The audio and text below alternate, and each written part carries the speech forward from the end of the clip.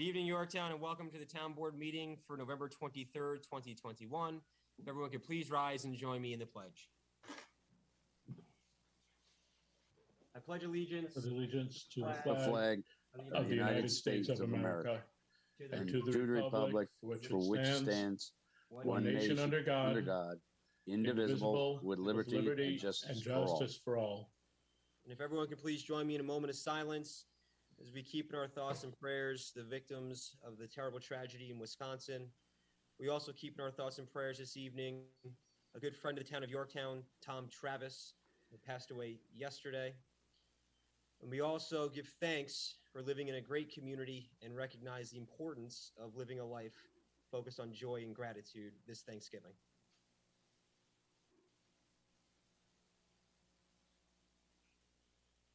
Thank you. Amen. Good evening, everyone. Our apologies for being a bit behind schedule. My name is Matt Slater, supervisor for the town of Yorktown. I'm joined by the town board. I'll introduce as I see them. We have Councilman Vishnu Patel. We have Councilwoman Alice Roker, Councilman Tom Diana, Councilman Ed Lachterman, our town clerk Diana Quast, and our town attorney Adam Rodriguez. Just quickly, a couple of announcements, and then we will get right on to our agenda. I want to wish everyone a very happy Thanksgiving. I hope everyone enjoys a happy and safe Thanksgiving. I spoke with Dr. Shalita Amler, the Commissioner of Health for Westchester County. Just as a reminder, COVID is still an issue within the town of Yorktown, Westchester County, the state, and the country. We are seeing an increase in active cases. Today's number is at 123. In comparison, that last year. So again, 123 active cases as of today. My conversation with Dr. Amler was very informative. There has been an anticipated bump in active cases since Halloween. The health officials are anticipating another bump with the holidays now upon us, both Thanksgiving, Hanukkah, which begins at the end of the week, and then of course Christmas. Dr. Amler really wanted to emphasize the importance of vaccines, especially the booster. For those who have received the J&J one dose, Dr. Amler really encouraged you to go seek additional boosters. You can get Moderna or Pfizer if you did get the J&J one shot, and the town has provided several booster clinics, which I'll be getting into shortly. But again, her emphasis was just on making sure that we're making smart decisions this holiday season, not telling anyone not to gather, but if you are gathering, please make sure that you're careful and safe. Speaking of our booster clinics, we are hosting our next booster clinic on Thursday, December 2nd from 3 to 5 p.m. at the Albert A. Capillini and Community Cultural Center.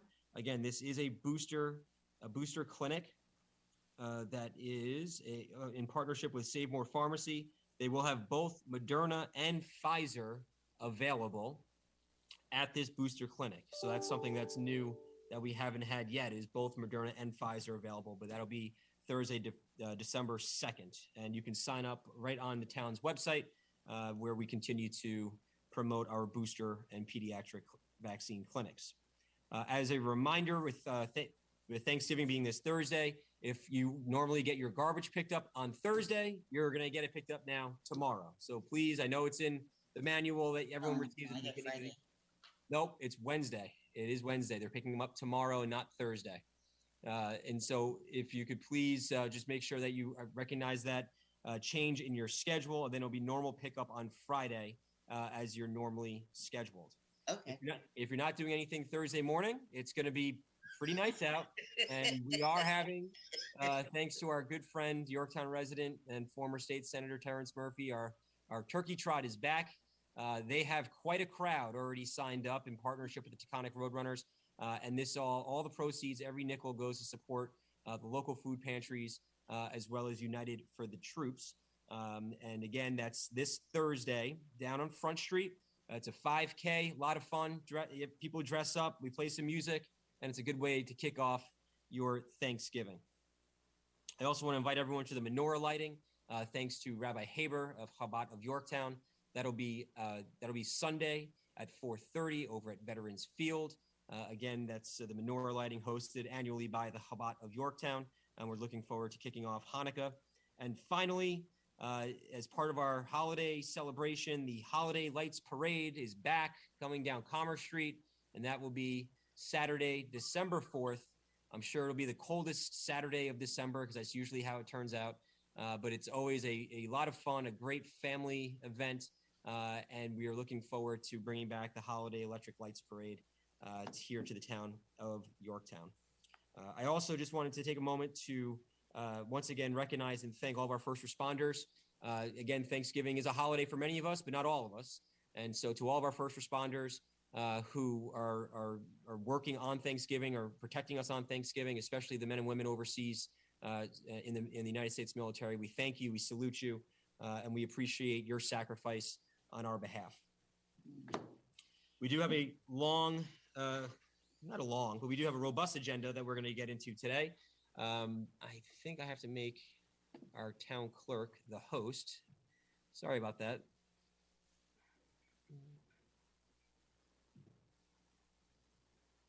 Excellent.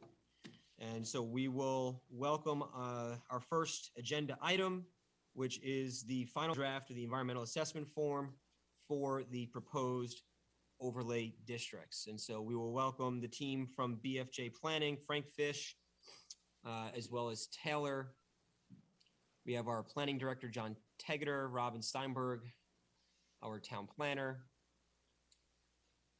We have BFJ, there's Taylor from BFJ. Thank you. Scott Levine from the Transpo Group. Good evening. And I believe, was Sarah joining us? No, Sarah's not joining. Okay, no problem. So with that, I'm gonna turn it over to John Tegeter and Frank Fish, and we can walk through the final draft of the environmental assessment forms for both the Heights and the Osceola overlay districts. Did we get a copy of a draft? Yep. One should have been delivered. That should be in your packet. It's in your packet. And I know another was emailed yesterday to the whole board. Okay, so you guys do have the copies of the EAF. There are two separate EAFs. One is for Lake Osceola Overlay District. The other is for Yorktown Heights Overlay District. I also believe that you do have in your possession the latest version of the Overlay District law, which, as you know, was slightly modified pursuant to some comments by James Glathar, the Planning Board Land Use Attorney, who made some comments earlier in the process here, and we made those. Those are really minor wording changes. They didn't change any of the process of the law. They just changed some of the wording, and it surrounded the process by which the town board sees a project and determines that it's able to be processed under the overlay district law. So you should have all of that tonight. That is the purpose for you to receive it tonight. So for Frank and Company to discuss and describe in fuller detail what you have in front of you. So I'll turn it over to Frank. Thank you very much. Okay, thank you. Yes, I'm Frank Fish from BFJ Planning. With me tonight from our firm is Taylor Young, who's also on this call. And I believe transportation, Scott is also on the call and can cover that. I thought I would just mention the organization of the EAF, a little bit what it is. We started each EAF, the one for Yorktown Heights and also a separate one for Lake Osceola, with the state environmental assessment form. So the state's form is a sort of mandated form where you fill in the blanks, really, and that's what we did. However, these are area-wide environmental assessment forms or generic environmental assessment forms. So I just wanted to emphasize something we mentioned to the board last time. As you read it, you'll when you go through the state form, you'll find pages that are not checked off. And the reason is the form was developed historically for a site-specific action. You know, a developer he's got, say, 50 units to develop, and he's got to fill out the form for that particular development. Here, it's an area-wide issue, so the form directs you to not answer certain parts of it. Right. So what we've done to make sure that we covered what we felt were the major issues, we've got a attachment A, which gives you our development estimate, if you will, of how many units could be developed in Yorktown Heights, and then how many could be developed in Lake Osceola, either with sewer system or without a sewer system. And then we go to, from developing those projections, we go to school-age children. What could it mean in terms of impacts for both the Yorktown Heights School District and then in Lake Osceola for the Lakeland School District?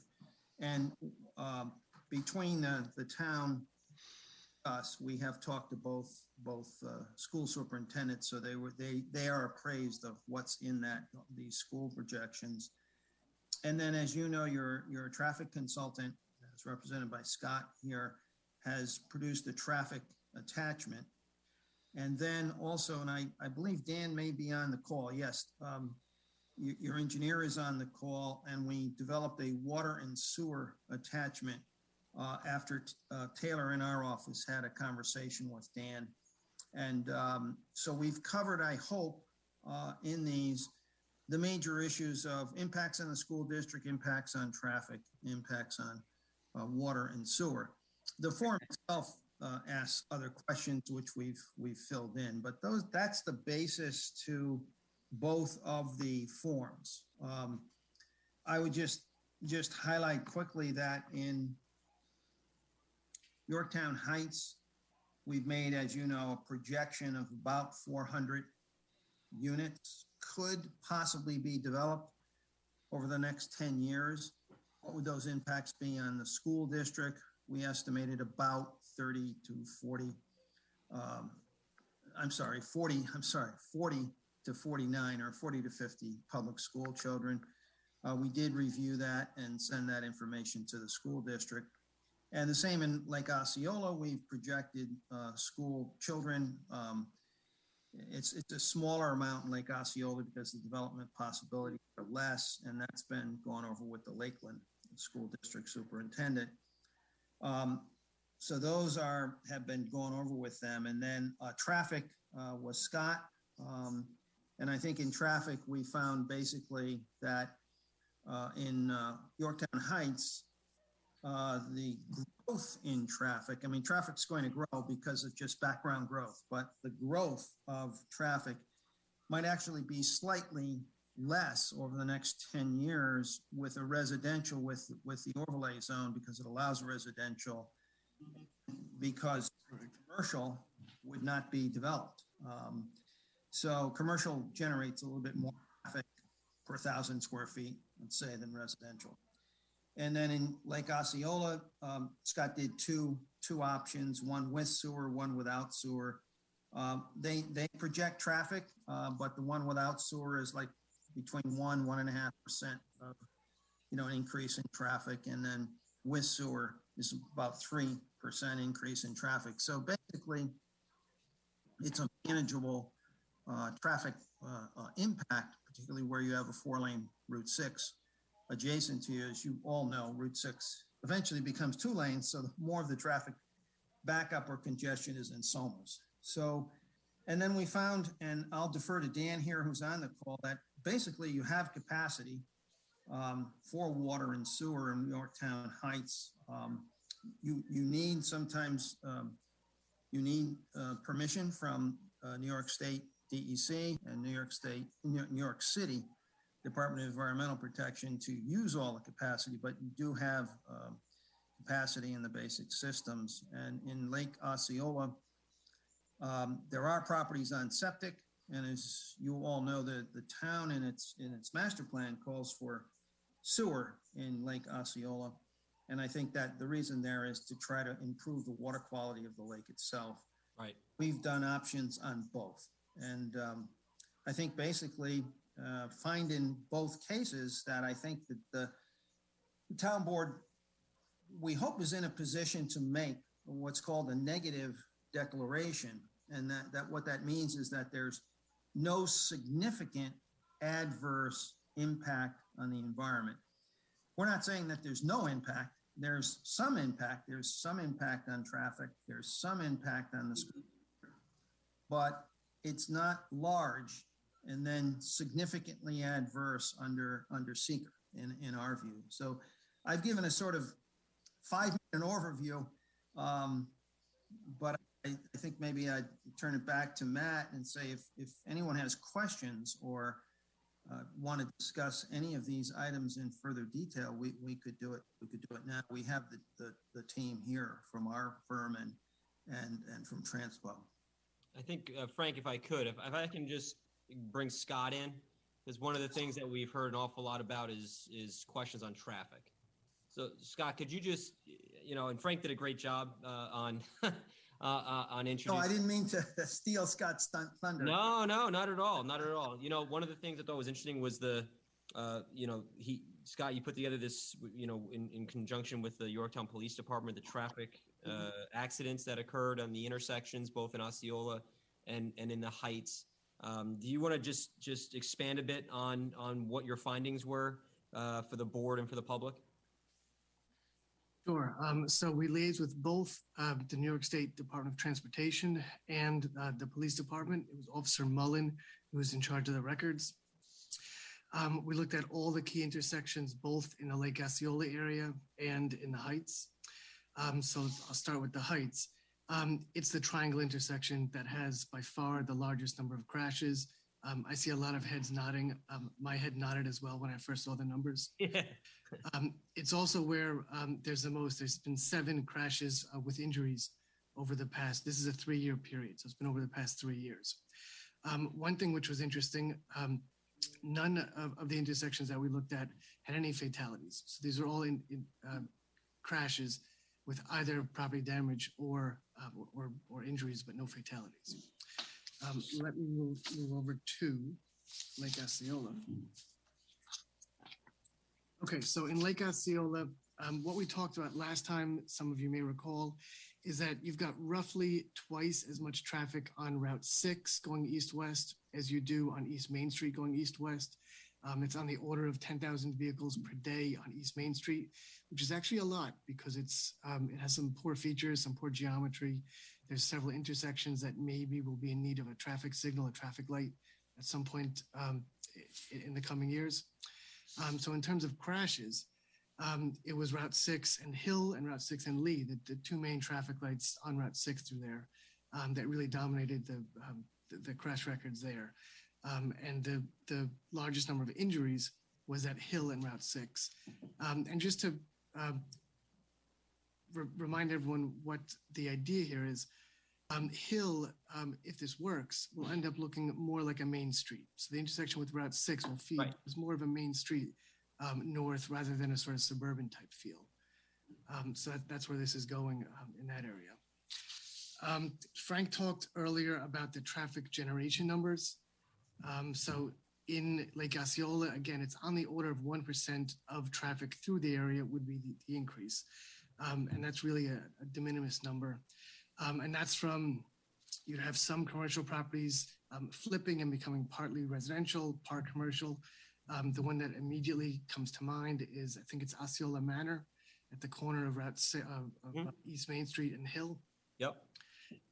And that's a sort of miniature version of what might happen in the Heights with the large commercial buildings on the Yorktown Green site being replaced with the mixed-use development you've seen.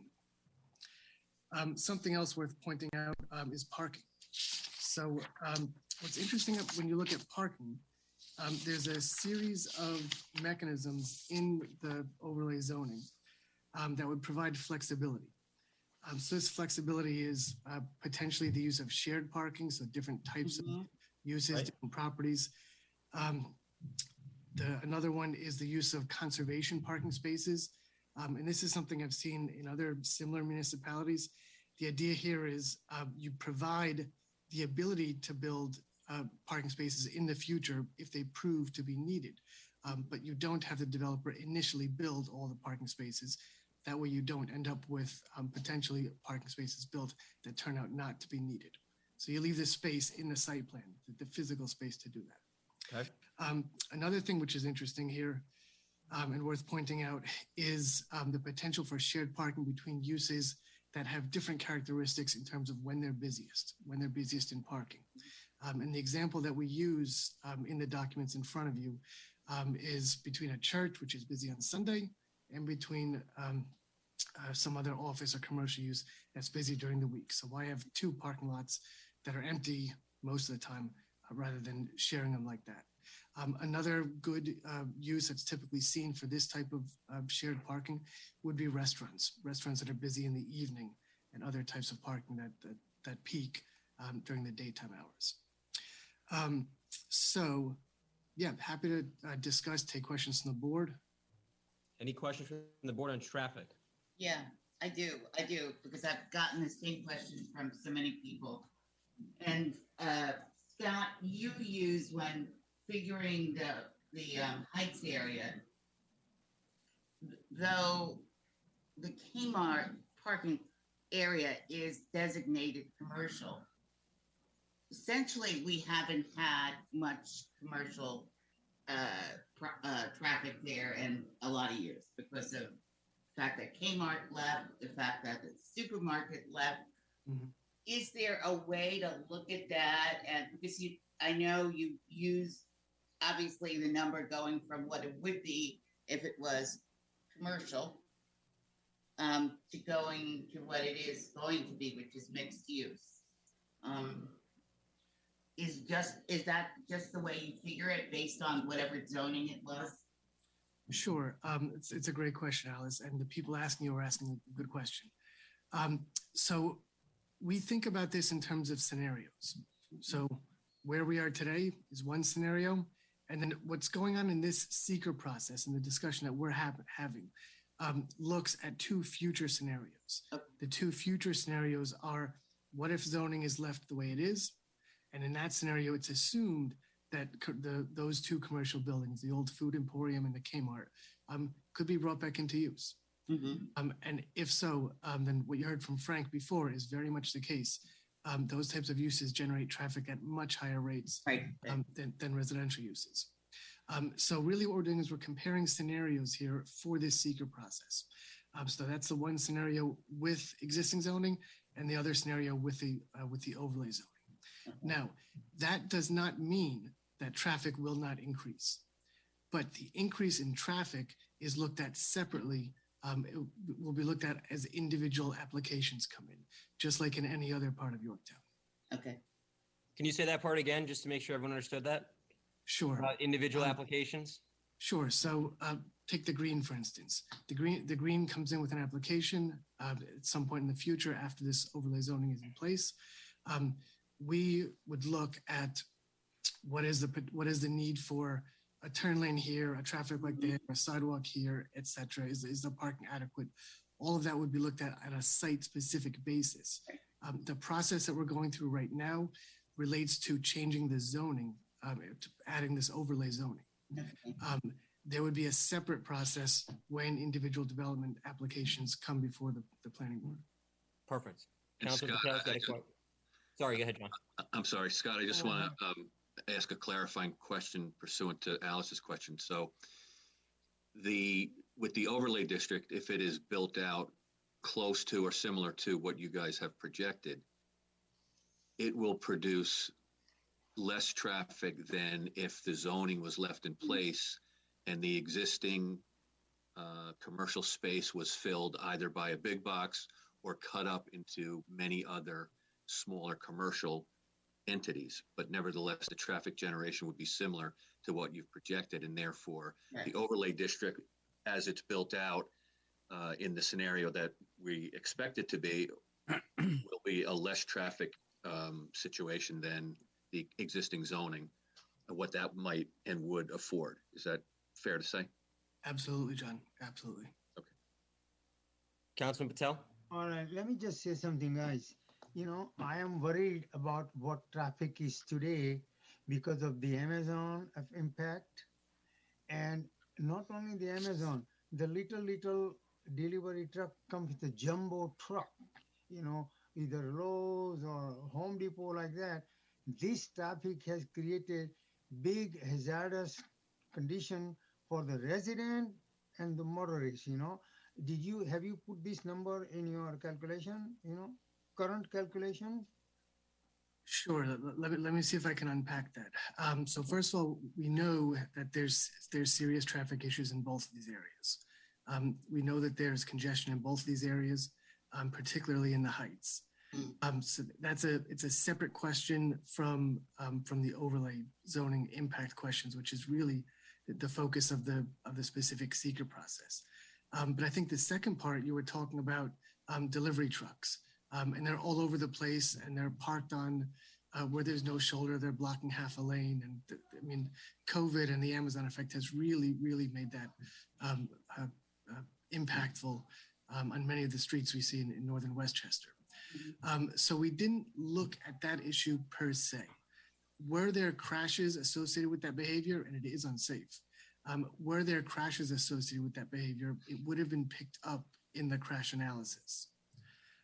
But no, we didn't look at that issue per se. It's a big, big issue. It's town-wide. It's region-wide. It's national. So we didn't look specifically at this issue.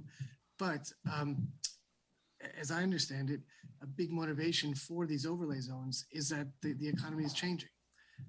And the Amazon effect is impacting traffic, and it's also impacting the highest and best use of these areas. Thank you, Scott. Other questions from the board that's traffic related? I have a few questions for Frank, but I don't want to let Scott off the hook while we have him. And I know on East Main Street in Jefferson Valley, being on the traffic advisory board, we do have a number of ideas for over there at this point in time. Short term, possibly different stop signs at different intersections.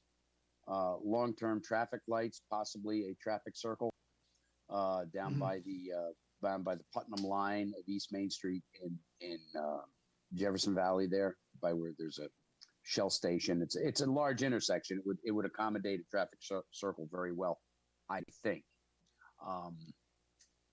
And as you go further up by the bowling alley, that's a poster child for a traffic light up there. Yes, Which would hill. Yep.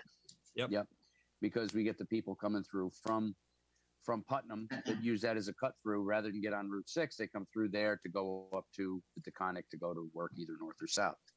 So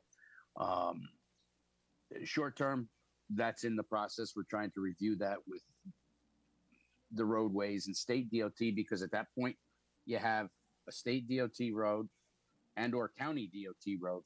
No, it'd be state DOT coming down, turns into our East Main Street. And then, if I'm not mistaken, actually Route 6N goes up onto Route 6. That's actually 6N there. So we have to deal with very strange connection. So we have state jurisdiction to contend with and our own town jurisdiction if that was to be a traffic circle situation. That's one place in town, a traffic circle, and I happen to like them, would work out very, very well. But once again, that costs money, but so do traffic lights and everything else. But we're on that particular East Main, as we are in Shrub Oak, intersection of Stony, East Main, by Lakeland Lumber. That traffic light has been in the works. Matter of fact, we were there about a month ago or so, right, Matt? Yep. Over on East Main and Stony. Yep. Yeah, we had a study for that, remember? Yep. Yeah, I think we. Yep. We had to have a conversation with the property owner there because we know there's going to be some different takings of, and it wouldn't really be takings, just modifying of the sidewalk, etc. And then there's extra stop signs we'd already put up, and there may be one more going the opposite direction down by the crotch of the road where the liquor store is, so that people get an idea whichever way he's going, because people don't use their signals. Basically, no, they decide they don't want to. You kind of have to guess. Yeah. Are you really going to go that way or not? Yeah. One part of that technique that's mentioned in the overlay zoning is what's called complete streets. Yep. And John may have explained this in previous meetings. I'm not sure. And the idea here is to make sure that particularly in these hamlet-like locations, streets both serve their traffic moving capacity, and they also provide a sense of place. They're convenient for pedestrians, cyclists, etc. So those are certainly the types of treatments you'd want to be thinking about along East Main Street there. Couldn't agree with you more. Yeah, just one more quick question. I folded it up here already. On the overlay district, if we were to, this is just spitballing everybody out there in TV land. Let's say they were to put housing units up on the hill property, 150. Is that 1% that you're taking into consideration, or existing excess travel? No, that would be separate. So we have not looked at the hill property. Okay. I mean, I've liaised with both John and Robin about it, so I'm aware of it. Mhm. It's not included in the numbers here. And the reason is the question for the overlay zoning from a seeker perspective is, what does the overlay zoning itself do to traffic? What is it? Okay. Right. Thank I you. think it's also important to point out, because I just don't want there to be mass hysteria. No. On that piece of property, the planning board is currently examining a proposal for solar energy. There is not a proposal for 150 units. I No. just know that my phone's gonna be ringing off the hook. In about Yes. 10 minutes. No. That was just Like generic. We just need to be very clear here. And Scott, that's another reason that it wasn't included, because when we discussed it with John and Robin and Frank, and I know Taylor's nodding as well, we talked about all the projects that we knew were in existence or had an application in front of an approving body right now, or may even come to be. And the fact of the matter is that the Hill Boulevard property right now has a pending proposal in front of the planning board for solar. So I don't want anyone to get it in their mind that there's 150 units coming back to Hill Boulevard. And Matt, I think we should also add in that they're very, very far into the process at this point, including balloon tests and all. Balloon testing and the whole bit. They're way down the road on this particular project. Didn't want to step on the snake. Sorry about that. I just think we have to be so careful, and because people are gonna just pick up snippets, and then it's gonna get into their head that these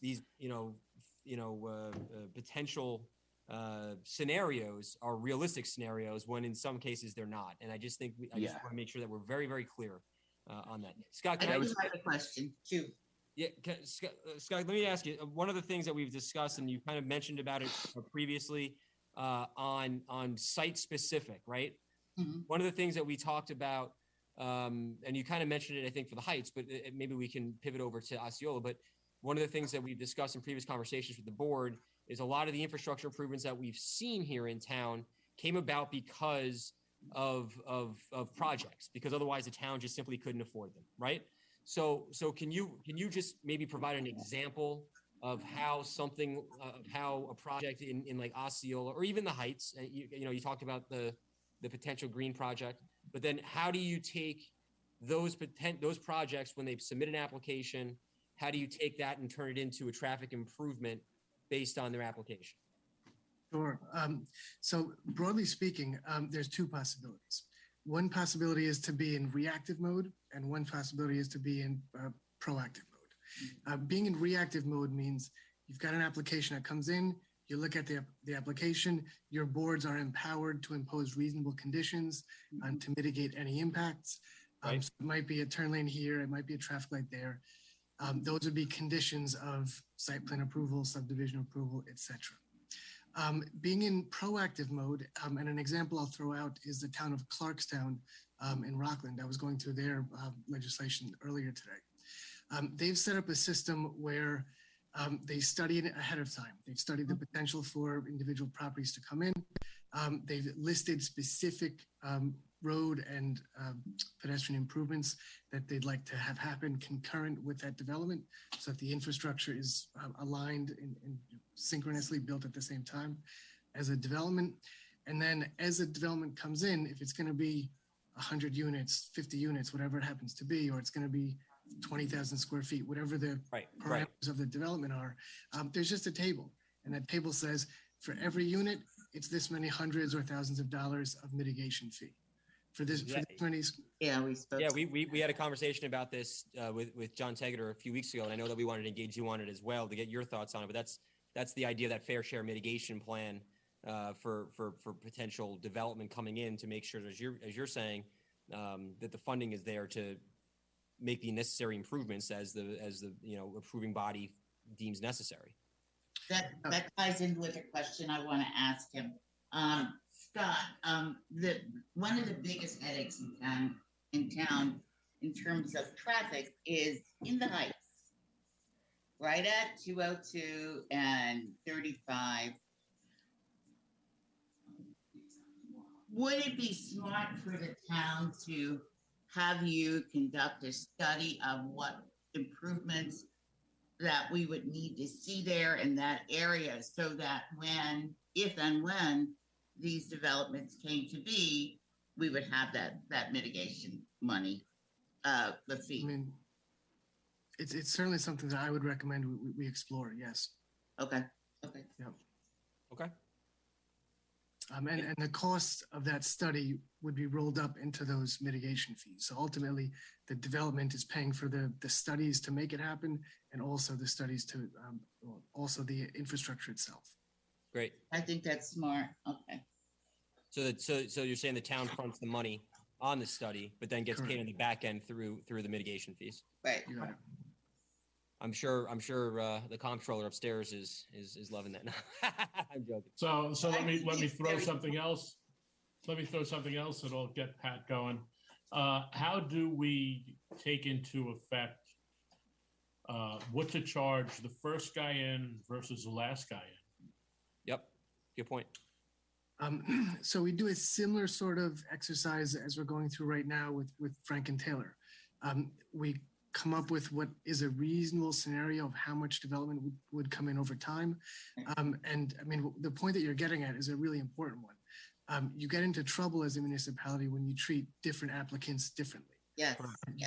So you really do need to make sure in setting up that scheme that everyone is treated fairly, whether they come in 6 months from now or 6 years from now. Well, it sounds like Scott's coming back to a work session, so I can't wait for that. Another work session to talk more yeah, about I think that, if we're going to be looking at this fee, which I think we should be, yep. We need him to do a study. Yep.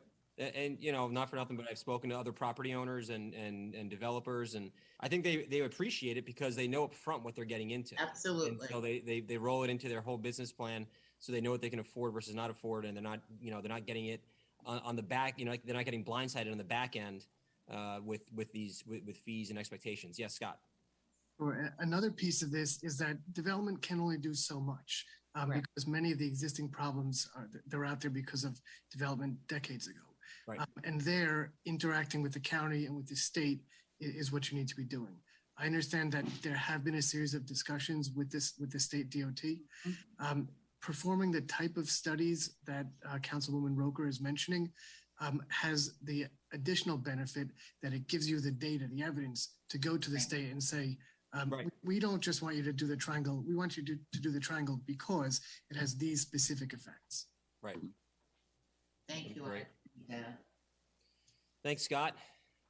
Frank, so just if you could, why don't you, if you could, just one more time, I know you brought this to us last week and you explained how you did this last week, right? But why don't you explain one more time how you got to the projections of a potential build out and what the projection is versus what actually could be built, if that makes sense. Yeah. Well, what we did, and I want to credit Taylor, who's on the phone. So Taylor, add on here what you think is good. Is we took and we met with John and Robin. We took all of the existing development proposals, particularly, they tended to concentrate in Yorktown Heights. So Yorktown Heights, we went through each of the proposals that you have active that are before one of your boards, mostly the planning board, or that John and Robin knew were being submitted. So what we did is looked at those, what kind of units were in those, mostly multifamily. There were some townhouses, but basically multifamily units. And we took all of those as known development proposals before the town. Then we went through the Yorktown Heights overlay area, and we tried to determine what we call soft sites. It's a site that may just be vacant land or have a vacant building, or a building, with a tenant that didn't look stable. It wasn't maintained well. But those we would normally call soft sites, and we tried to then project, if that owner would utilize, would it be beneficial to them to utilize the overlay district? And so we added an estimate of those soft sites into our projections. And because this is a sort of 10-year projection, we said of those sites, we took a percentage of them, saying it's likely that, and we took in this case 25%. Or a little bit higher actually, but we took a percentage over 10 years. What we found in other municipalities in Westchester where we've done this is, for real estate reasons, family business reasons, complications with deeds and ownership of sites, not all soft sites will be developed. So you take a percentage of them. But all proposals that we were aware of, those are all added in. And then after they're added in, we add up the units of the proposal. How many 1 bedrooms, 2 bedrooms, if we know the bedroom distribution, and the total number of units. And in some cases, is there any commercial component to the development? That's the basis then for doing both the public school student projections, and also for Scott doing the trip generation projections from that expected build out over the next 10 years. So again, over the next decade, that's what we're Yes. saying. In the next year, 18 months, 2 years, we're saying over the next decade, this is what could be the result based on the zoning change, and meaning what people are allowed to build on these properties. That's right. We call it, for seeker purposes, it's kind of called a reasonable worst case scenario. Gotcha. Because you want to get a scenario so that you can really look at the potential impacts and see how those fall out. Yep. Councilman Patel, you got a question? Yes, this is a question of a commercial portion of the development. More and more people try to get purchase made for many things now that include the food, and so I like the smaller store, local store, but they're disappearing it. And if you don't have a car when you're a senior citizen, or for whatever reason, if you cannot afford the car, it's better deliver at home, and that trend is getting very popular, very. So, number of unit versus the number of housing, what formula you use it to, allow to build so many commercial versus residential units in the Heights area. Yeah, well, in the Heights, what we did was most of the units that form our 405 number are units that are taken from exact proposals that have already been submitted, or that John and Robin have. And so we do know that, the huge majority actually are residential. There's some commercial component, but very, very small commercial component. So it's basically residential development. But how we got them is that the majority of those are taken right out of the proposals. We had, say we had 10 proposals, and we went through those proposals and what were the total number of units. So those are actual proposals, and that's how we got the actual numbers. But following up on these, my one question is pre-COVID versus post-COVID. in cities and all that, people live more higher density building. Here, they would like to come and, less density, and you don't know what will be the condition of the other viruses and disease and lifestyles and everything else. One good thing is that, many things can be done remotely. That's very, very good thing. But still, people prefer to live in, lesser density. That's what that's what they're looking for. Well, I think a lot of the attraction to the suburbs, particularly in northern Westchester, is a single family house, a good school system, open space, parks. People are looking for that, but not everyone.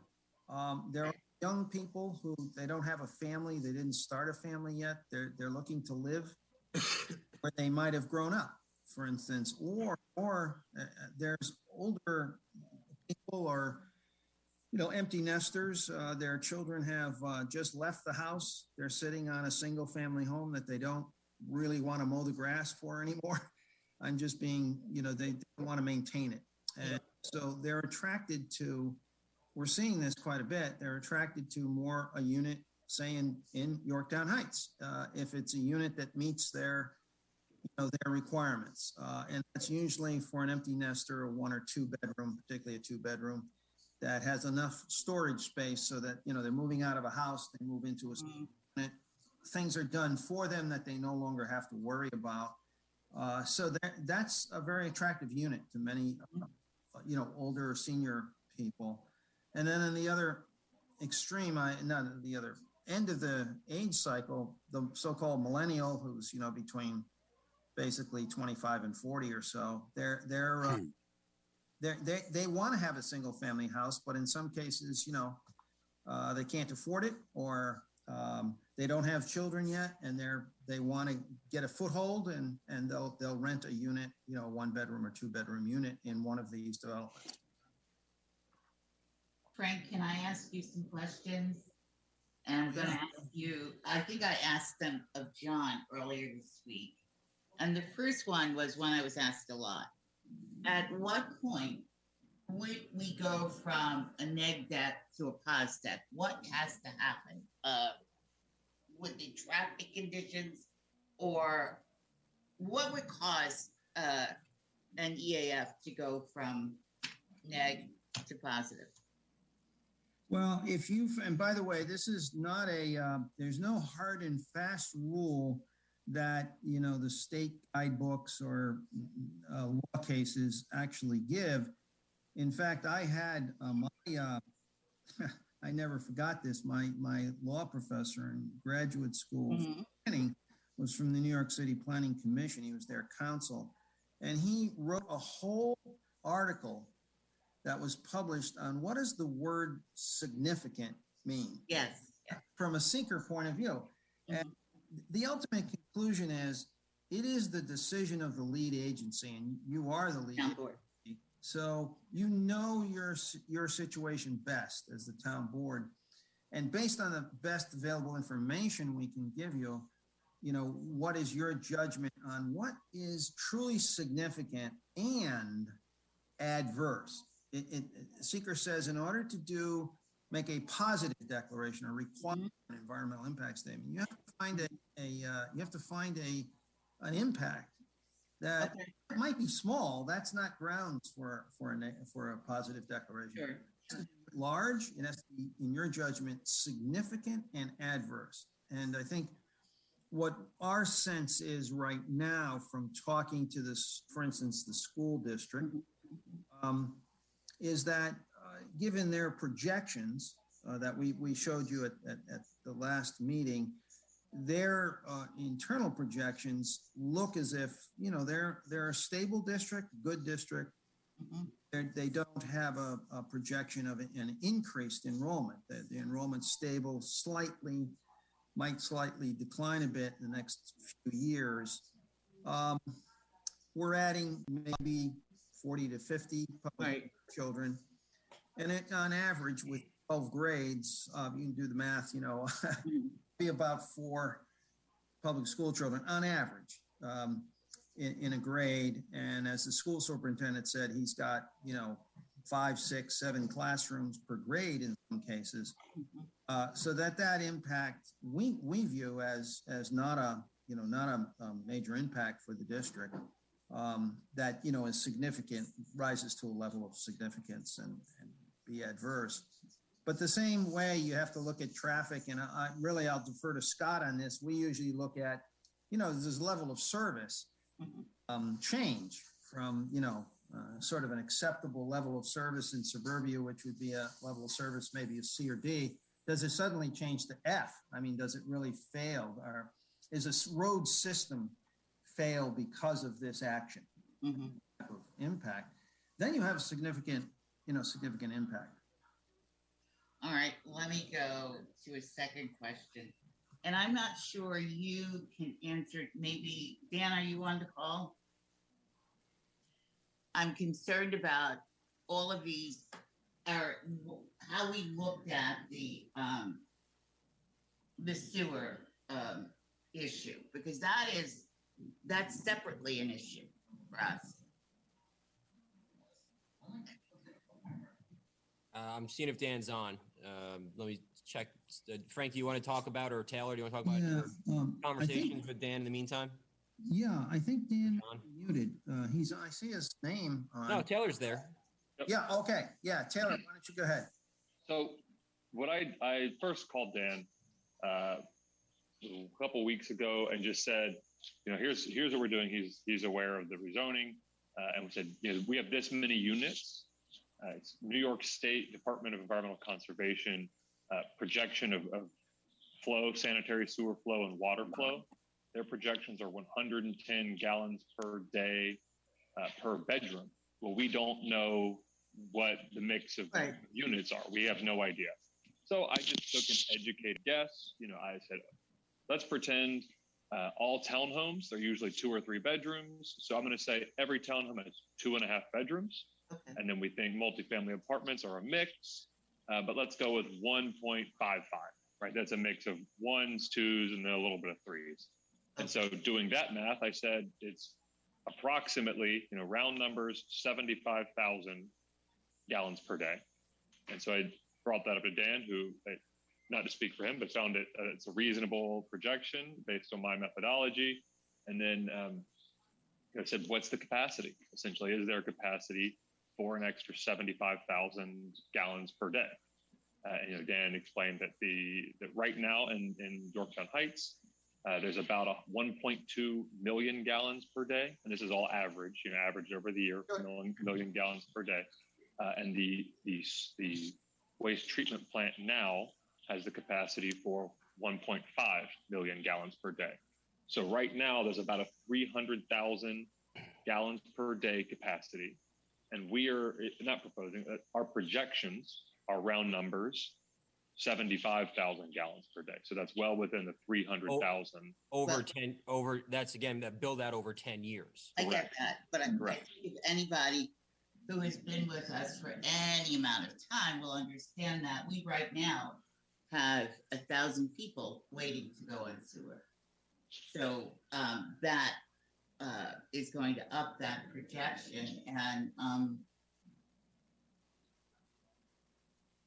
so I spoke with Dan about that as well. I mean, or he brought that up. And so there's capacity for us, but yes, what if in the future, the town expands the sewer district and there's more people come in? Well, Dan said that the good news is that the sewage treatment plant was constructed for a larger number than it is currently permitted for. Mm-hmm. So you couldn't flip a switch. Again, I don't mean to paraphrase everything Dan said, but you couldn't flip a switch and do it tomorrow. But there are improvements, that the town could make, and then coordinating with New York City and New York State to allow the town to use its full constructed capacity. And again, that capacity is much larger than what's permitted now. It's 2.5. 2.5, yeah. 0.5, that's right. May I make a comment here? Just let me finish. I'm not finished. Is Dan on with us? No, not right now. Okay, Vishnu, go ahead. Let me tell you, I have a very strong background, last 15 years. I understand how this works. I forgot about the electronic chips. This is what I have dedicated to understand myself. My issue is there are people in the town who has lived 30 years something, and they are not able to get the sewer now, and we want to give it to them, and everybody in the board, they are working together, So if we give that one or start giving this one, may not have enough money to upgrade the plan and like that. We can get, federal money and everything else. If we can do all this together, is wonderful. But if you don't give those people already in a difficult position because their property is in such a way, the area, there is a wetland and a septic and all that, they would be really sad, that how come we have paid some money in the past and we have no benefits and you are giving to the new people. How can you answer that one for the people? Well, can I ask John, with the planning board, you've approved subdivisions and other residential in the last couple of years, right? That's correct. And they've been built, correct?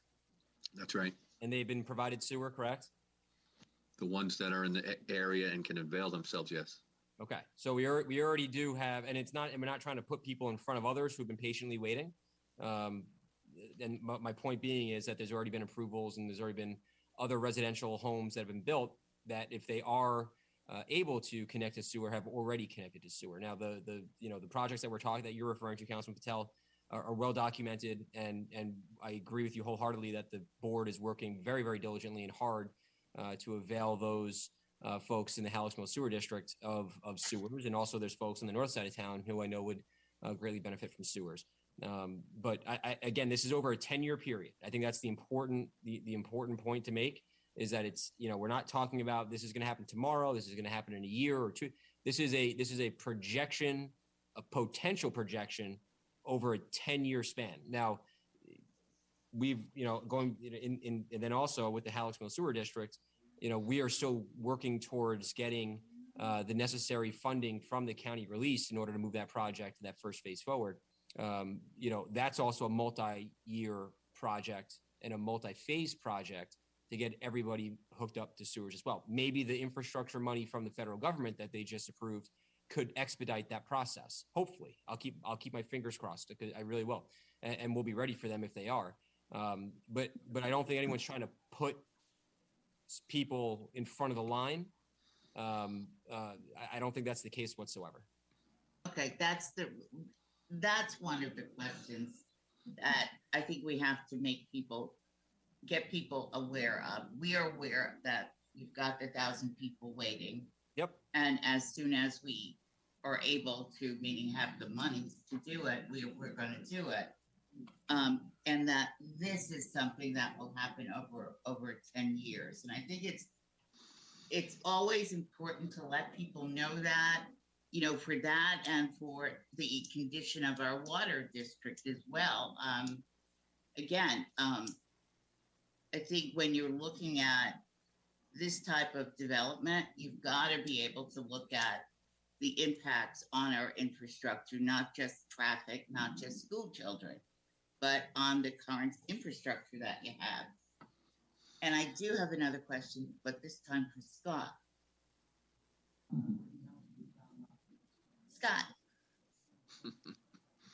Scott, would you repeat what you talked to us last week about the traffic, what you found out with your traffic study for Yorktown Heights? Can you be a bit more specific, Councilwoman, please? From the traffic count from the Kmart area in particular. The traffic counts. So off the cuff, or how much added traffic should we see, or could we see? Okay, hold on just a moment. Okay. So from the 150 apartments, which would be the Yorktown Green site, this is the 15-acre large site, would be on the order of 680 trips over a 24-hour period. So a trip is one car either driving onto the site or leaving the site.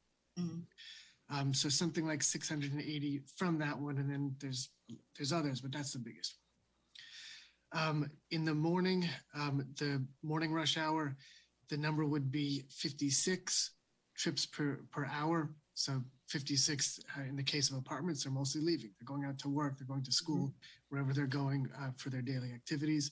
So 56, very approximately a vehicle an hour from that site.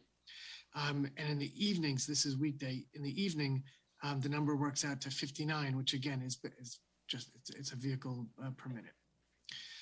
So those are the numbers. That's from the Yorktown Green site. There's other sites as well you're familiar with. They sum up, I haven't got the number of all the, on the tip of my tongue, the number from all of the residential uses. I can work that up and send it around. I'm asking that because we have people that are texting me and asking me to ask you that question.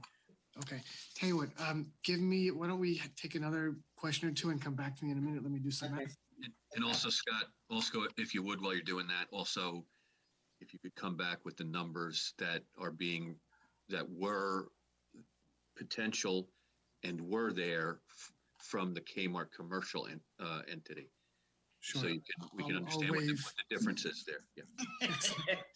I'll wave when I'm done with the. You got it, Scott. I'll be ready for you. Thank you. Frank, one of the things that Scott had mentioned that I wanted to bring back to you, I'm sorry, Councilman Roker, you're good until you get Scott back? Okay. Scott talked about site-specific when it comes to traffic. Can you talk about the site-specific review process that each proposal will have to go through under the current process that we've undertaken here?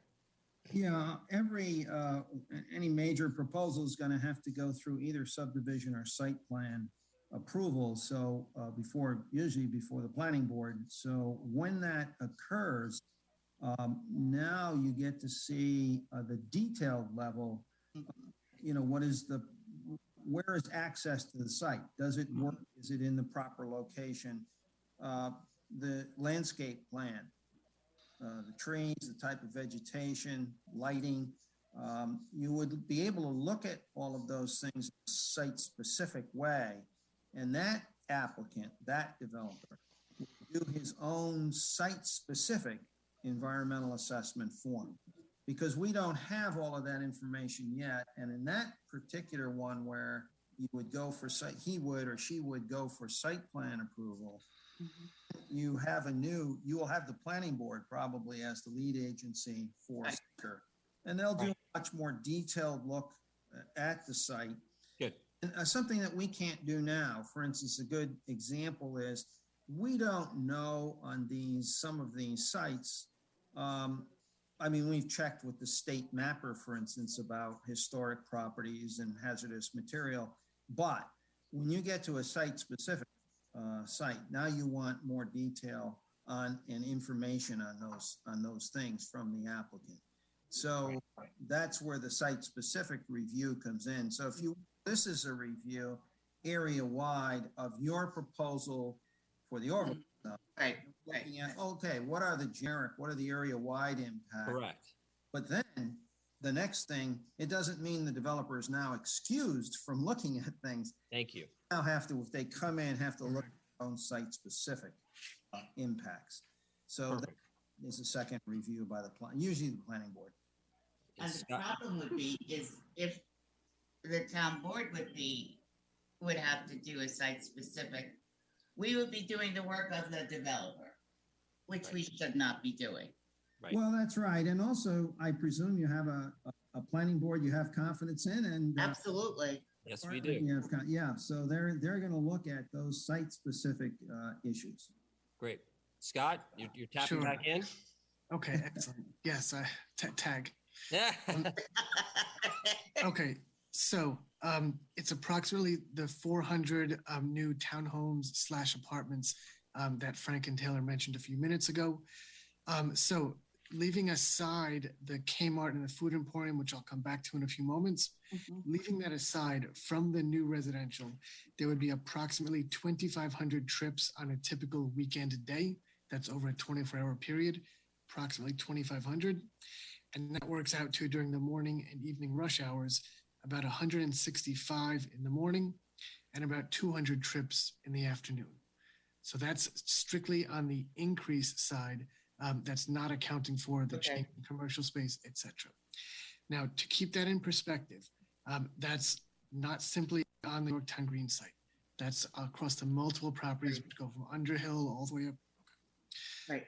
Now, to John's question about the commercial space on the Yorktown Green site and the decrease in mobility linked to that. So our numbers are a decrease in approximately 90,000 square feet of commercial space. That's the Kmart building and the old Food Emporium. And a 90,000 foot shopping plaza would generate about 6,000 trips per day. And that 6,000 trips per day works out to about 150 in the morning peak hour, and it's a lot more in the evening because it's a shopping center busier in the afternoon, evening. It would be about 470. Okay. So that's a reduction in total trips of about 3,000. Is that? Did I do the math? You did. I left out. I haven't talked about the other smaller sites aside from Yorktown Green. So the total numbers work out. It's in table T3 of the document. Right. Total numbers work out to a decrease of about 3,900 trips per day. And that's about 15 in the morning peak hour, a small number, and it's a much larger number in the evening when commercial and office uses are busier, about 310 trips as an overall reduction. And again, this is the scenario analysis for seeker purposes that we've been talking about. So Alice, there's a tremendous, as Scott's saying, a tremendous difference. The new multifamily housing will generate less traffic. And also sometimes what we find is it's a better, when you look at the system-wide, you've got still commercial in Yorktown Heights, and that commercial is peaking usually after peak hour, and the residential is usually, people are driving out to work. So the system can work a little bit better if it's a mix of commercial and residential. And what we'd be adding is residential, I should say the zoning would be adding residential as an option. Yeah, but I think the other side of that coin is that the two major commercial spots on that site are dark. They've been dark for a long time. So the question is, and I don't know how you would go about getting an accurate number because there are two sides to Kmart, and those buildings are still viable commercial sites, but not the two dark sites. So I think you'll be asked that question next week, or whenever we meet for this public hearing. I think you guys have done do you want to explain why we're doing this kind of study versus the in-depth look at the properties? Alice, this type of study versus the look at the in-depth look at the individual properties. Yeah. Well, the in-depth look, we don't have all the information on an in-depth look until various developers actually do make the application, come before the planning board. But where we have the information, on the number of units, some basic layouts, that type of thing. Sure. We aggregate that all together to say, what is the impact of this proposed zoning action that you're going to hold a public hearing on, so that you have those impacts in front of you. Is this time for me to ask this question? I went to John Taggart and I asked him that there was James Glather requested some changes And was it some kind of communication, or there was a verbal communication in this case? I have it. Whatever you have provided in this overlay paper, I received it today, because I don't know, I have not read it, but this thing is the same as whatever is written in here today in this paper, in overlay zone only.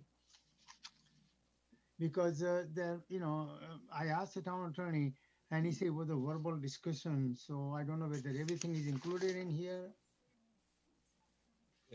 John, you want to answer that? There was a verbal discussion at a town board meeting with Jim Glathar, Adam. Rich Fawn. Yep. Rich Fawn was a part of that, yes.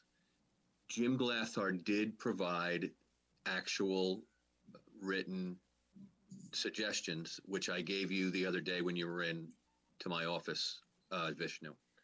So you have those. That very language has been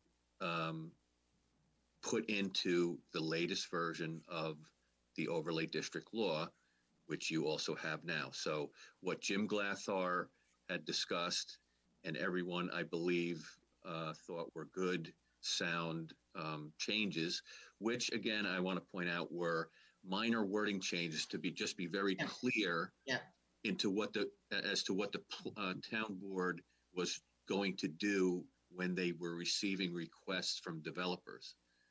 Just really clarifying language. It did not change the town board's process.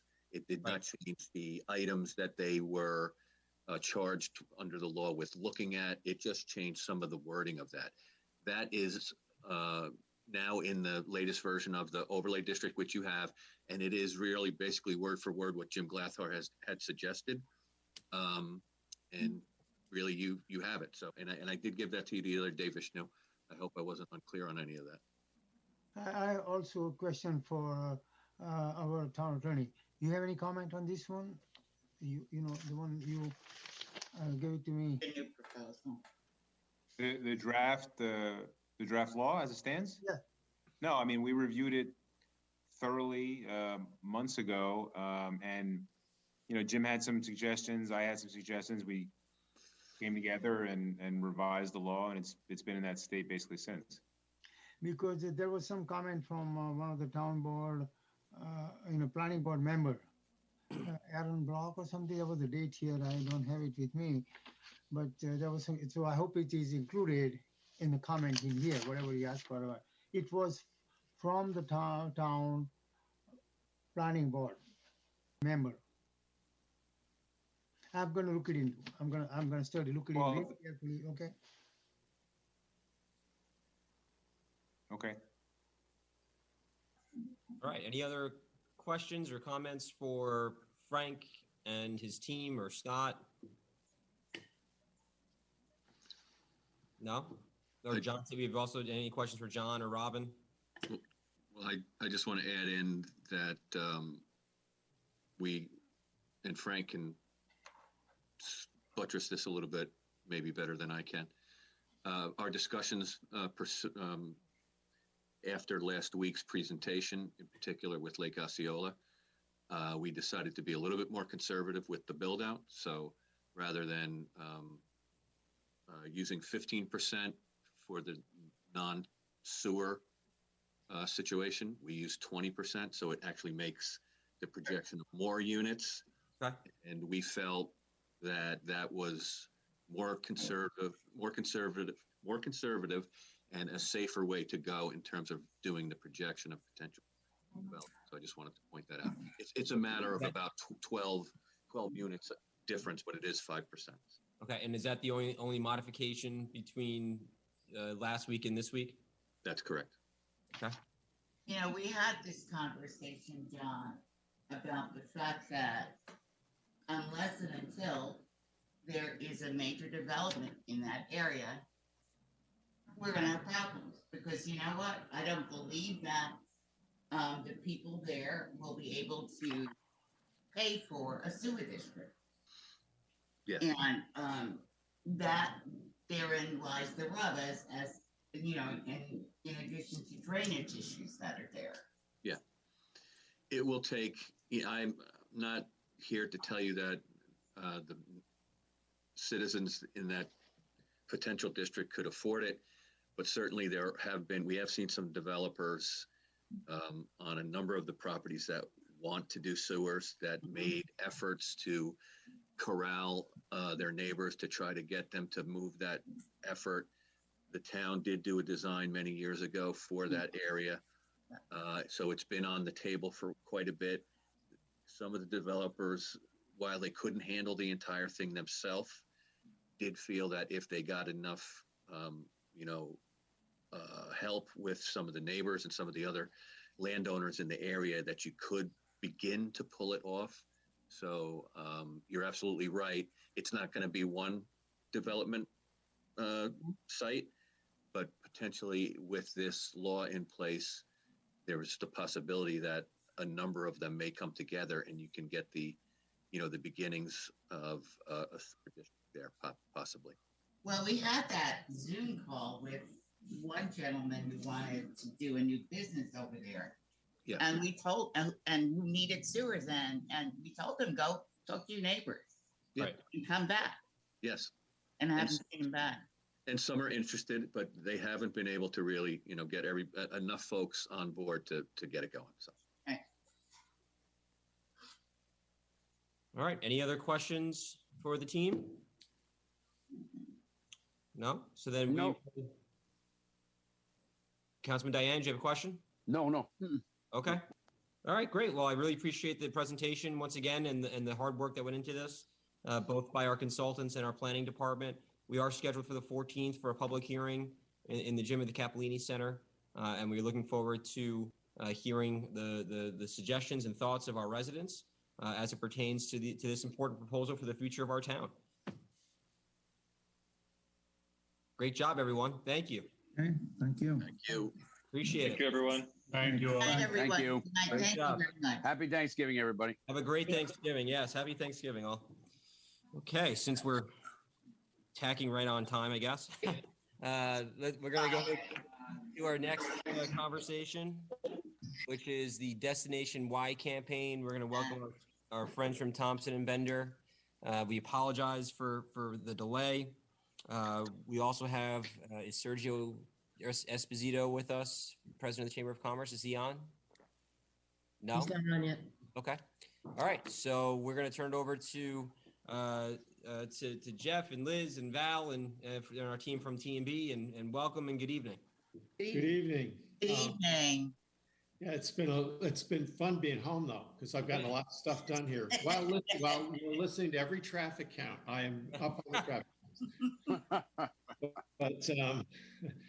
But so I want to thank you. It's nice to be back with you again, all of you, and Alice and Vishnu. I especially want to say thank you for your support over these last 2 years.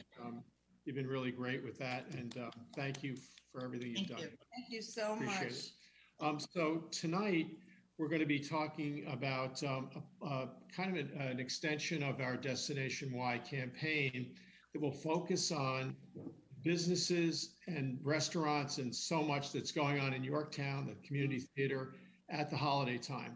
And we've developed a plan with Matt's input for sure, and with Sergio's input, to come up with ways of promoting businesses and the community theater, et cetera. We would like to kick it off actually this Friday, Black Friday. Yeah. So, and I think, Matt, are you still going to have the press conference on Saturday, Matt? Well, let's see how tonight goes. But if the board's in favor of moving this forward, which I'm looking forward to hearing their input on, then yeah, I think that's a great way to kick off Small Business Saturday by showing how the town is rallying behind the small businesses of Yorktown and making Yorktown home base for the holidays. So we've put together it's all very much focused on social media. I'm going to turn it over to Liz now to kind of walk you through some of it. Valerie's on as well. And so let's see what we can do. Okay, great. So thank you, Jeff, and hello, everyone. Good evening. And yes, we're so excited to position Yorktown in the right place as your home base for the holidays. during the holiday season here in the town of Yorktown. And what Valerie is going to show you right now is a deck that we put together of some ideas. Can you see my screen? Yep, Yeah. we got you. Okay, all right. Hang on one moment. Val's an expert. We've only at had this. 2 hours to prepare, Val. And what we're going to show you tonight is a media plan, which will help to build awareness, which is what we want for the town of Yorktown as the destination for the holidays. Our timing, not just in town, but we would like to draw people from other areas. yes, not just in Yorktown, but around the areas. In terms of timing, we're planning to kick this off, as Jeff said, on Friday, Black Friday, the day after Thanksgiving, and run it right through December 31st. Our target audience there you see is residents of Yorktown and surrounding communities like Yorktown and Ossining. And you'll see them listed here: Mayapack, Somers, Croton and Peekskill, among others. And the whole, Portland. oh, of course, and the budget we put together is basically $18,500. Media will spend on $12,000, creative $6,500. So now we'll show you in the next slide that Valerie's going to show how we really focused on hyper local, and this is targeted through our media platforms to really build awareness in that core target area. We'll launch with a strong market presence during our key holiday timeframe, kick off with a robust paid social media activation, partner with tried and true Westchester media companies, which we're going to show you, and then deliver multiple touch points to increase the reach and frequency as people scroll through this these advertising platforms. So here's our hyper-local print ad and paid social Facebook, Instagram, and geo-targeted digital ads, where we're promoting family fun this holiday season. And you'll see pictured in this graphic, you know, areas here in Yorktown, like Wilkins Farms, Trailside Cafe, the Christmas Carol at Yorktown Stage, Wishes, and the Holiday Light Parade for sure. And so Val's going to show We'll show you some animations in a couple slides in. Okay. What our goal here is to maximize local reach. Again, speaking to the people who live here in the local areas. So we're going to partner with Halston Media Group on their weekly newspapers, Yorktown News, Mayapack News, and Somers Record. And here you'll see what we're recommending in terms of ads, one on December 9th, December 16th, December 23rd. And here you'll see the estimated impressions from this. How many people will we reach? 66,000, and we're spending $6,000. And then in the next slide, you'll see partner number 2 is the Examiner News. And here we're optimizing our hyper local media partner, influencing Yorktown and the surrounding communities. You know, they're doing this great Examiner e-newsletter sponsorship. So we're going to go in for 5 times a week to 3,000 opt-in subscribers for the weeks of December 16th, 13th, and 20th. Here again, we're reaching more than 45,000 people for just $879, which I think is so effective. And then, of course, paid social, which is our main target here. Yorktown and surrounding communities, our first target are millennials, individuals between the age of 21 and 35. People are looking for things to do. They live in the area. They want to know where they can shop, dine, have fun during the holidays. Target audience B, families, parents with kids who are between the ages of 1 and 14. And then finally, seniors or empty nesters over the age of 55 who are looking to have some fun during the holidays. And we're planning a 5-week campaign that will target these folks for $5,000. Total $5,000, correct? Total of $5,000, exactly. Just want to make sure clear. And then we're going to recommend a mix of e-blasts. Yeah, if I could just, this is in addition to, this is a plus up. It was one of the options that was add on depending on budget. Right. So it's not included in the 18. Correct. Correct. But if we decide to, we would add this into the mix, 100,000 estimated impressions for over a little over $3,000. Do they know who Today Media is? Today Media is Westchester Magazine, Hudson Valley Magazine. That is a really prominent media source. Right. And if I can just jump in, and we would be doing target. These are not to their subscribers, though, per se. This is so we can target our zip codes and demographics. Right. Yeah. And that targeting gets you 100,000? Yes. Okay. Yeah. 50,000 per e-blast. It's basically 2 e-blasts. So you already gave them our geo target, and that got us to 50,000. Correct. Okay. So here you see an overall budget, and the grand total is $18,468. If we wanted to add in Today Media, it would be a little bit more. And then Valerie is going to show you in the next slide.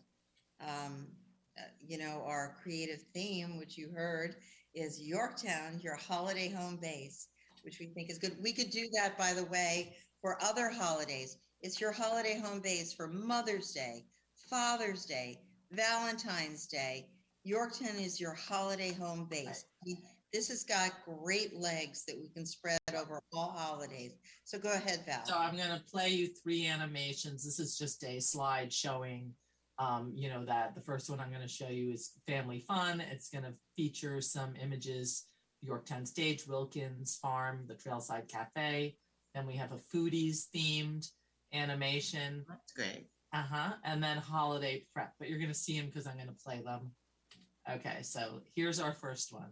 And there's no music is playing right now, but we'll add a holiday music bed. And this, remember, this is for paid social. That is the use.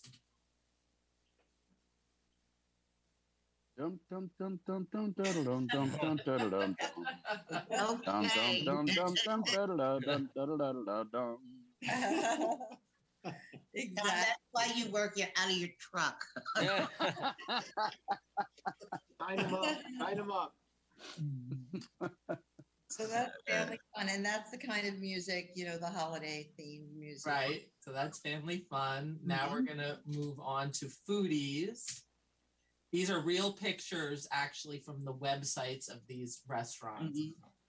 Let it snow, let it snow. Oh my God. Do you want me to keep going? No. I like the way you sing, Tommy. You're my favorite actor.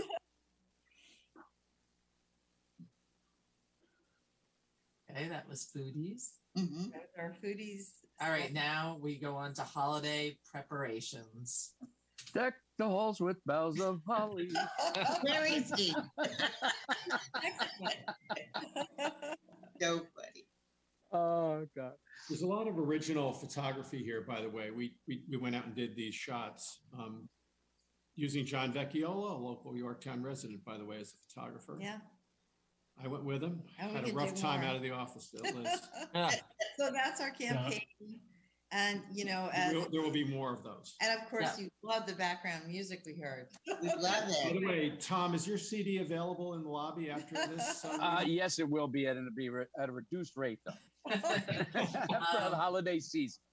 So what you're seeing now, and I apologize that it's so small, it's just I was trying to fit the whole page on this slide, is a landing page that we've designed that includes a listing of every place that was featured in here with a web link, in addition to a another link to the Yorktown Chamber. And the idea is this: the town is programming this, and this is going to live on the Destination Y website, but we have gotten a vanity URL. Because you'll notice at the end of the animations I played earlier, you just want something simple to point things to yorktownholidays.com. So that's our landing page. And we want to launch this Friday. And actually, as I said before, I want you to think about how this can be expanded. If this is successful, we can do this for Valentine's Day. We can do it for St. Patrick's Day, Easter. I mean, every holiday. Yorktown is your home base for the holidays. So I want to listen. I think it was a great presentation. Is Sergio Esposito? Sergio, you with us? Yes, I'm here. So I know that we were working together, Serge, on a couple of pieces on this thing from a funding standpoint to see how the chamber can help out. You know, I think the thing that people need to realize is, and it was funny. I went to a meeting down county a couple months ago, and you know, a lot of other communities have IDAs, they have business improvement districts, they have these other tools that Yorktown just doesn't have. So in order for us, and that's where you'll see like the Yonkers IDA do advertising, or the Mount Pleasant IDA, or the Peekskill bid does a bunch of stuff like this, and we just don't have that at our disposal. So unfortunately it falls to the town in order to try to raise the profile of our business community and invest in this type of thing. So Serge, I know that we had talked about, you know, ways that the chamber could supplement or help support this effort. You want to talk about some of the things that you were able to come up with? Sure. So I reached out to Halston Media, who honestly a great community partner, and we have a bartered sponsorship with them, and we still have some advertising space that is not a full page ads, but I did speak to Halston Media. I spoke to Brett directly. He is happy to accommodate the Yorktown ads for us. So between the chamber, what we have left in our bartered sponsorship, plus whatever we need to do, plus what Halston Media is going to contribute, we can cover, between Halston Media and the chamber, we're going to be able to cover all the ad space in the Yorktown News for the entire ad campaign. So I think that's going to be a considerable savings for. I think that'll be a considerable savings for the town. I don't know if we'd want to reallocate that money and do something different with that. I know Halston Media has a really great e-blast as well that they can reach out, and they have a really a wide range where they can reach out. They can reach out to Somers because they have the Somers record. You know, they can reach out to various municipalities next to us. So, you know, you might want to, you know, use that, reallocate those funds and use it in a more productive way, or just save it. I don't know. But they were very generous. And what I asked for them is that we put their logo on the landing page, wherever, you know, let's say the chamber logo is, and we give them a shout out for being such a great community partner and contributing so much to us. So, and the campaign is a fantastic thing. The only thing I might add is a shameless plug with the ball drop at the end of it all, because typically I'm already budgeted for it at the chamber, and typically it really brings in a lot of people for the restaurants prior to the ball drop. They all shop, they all come in, they have dinner here. So it might be a great finale to the whole thing. We could do another one, and you know, we have some pictures of the holiday light parade. The ball drop, for sure. We can do whatever. I'll do the melody. Yeah. And by the way, Tom, you're on the hook for the ball drop, just so you know. No, thank you. In public, man, I'm calling you out. He's not singing anymore. We love your music, Tom, and your help with the ball drop, which is instrumental. I got to bring the and crane. Don't smile, you're on the hook too. So, but anyway, so that's it. So, and I really that would Halston Media, great shout out. Yeah, that's tremendous of them. We appreciate it. So that would trim the budget. And I wasn't personally. I didn't think that we should be advertising in, like, you know, directly in Somers and Mayapack. There was something about that I just didn't think was neighborly, we'll say, to kind of flaunt the campaign. Why not? Well, I just didn't think it was neighborly. but with the help of the chamber, so that shaves almost $6,000 off the off the top there, which is great. So that brings it closer to, I think, a total all in of 12, which I think is very manageable for the town to be able to do this. I am a little concerned that I'm a little concerned that all of the advertisements and all the companies and everything is in the Heights alone. There's out of all the businesses, there was nothing Shrub Oak, Jefferson Valley. We can do more. That was just a sort of a, we had to get going. We just did a start. Gotcha. But we, we really wanted to do the Santa experience at the Jefferson Valley Mall, but we just didn't have the photo assets yet. And but we can always add them, right, guys? Right? Oh yeah, absolutely. So like we Holiday can light parade and the ball drop and the Santa experience for sure. Right. So we can always add more businesses to the slides. To I think their point, they quickly got it together so that we had something to show, and because again, since we are in prime time, we had to figure out how we're going to move this forward. You know who didn't? Make sure I brought that up. Yeah, you know who didn't actually make it in was Thompson Cider Mill. Should have put it in. Only if we can have the hard cider. Yeah. That might be able to be arranged. There's a pipeline being built. I don't know if you know that. That's great. There you go. So I'd actually settle. I'd settle for the regular cider. It's delicious as well. So just on a point of clarification, I know when I spoke with Brett at Halston Media, we were talking about the Yorktown News. I didn't discuss with him the Somers record or anything else, but that's a conversation we could still have. We could we can in our social media, even if you didn't want to do print ads in those other places, we can include those areas in our social media audiences. Absolutely. And that's less overt.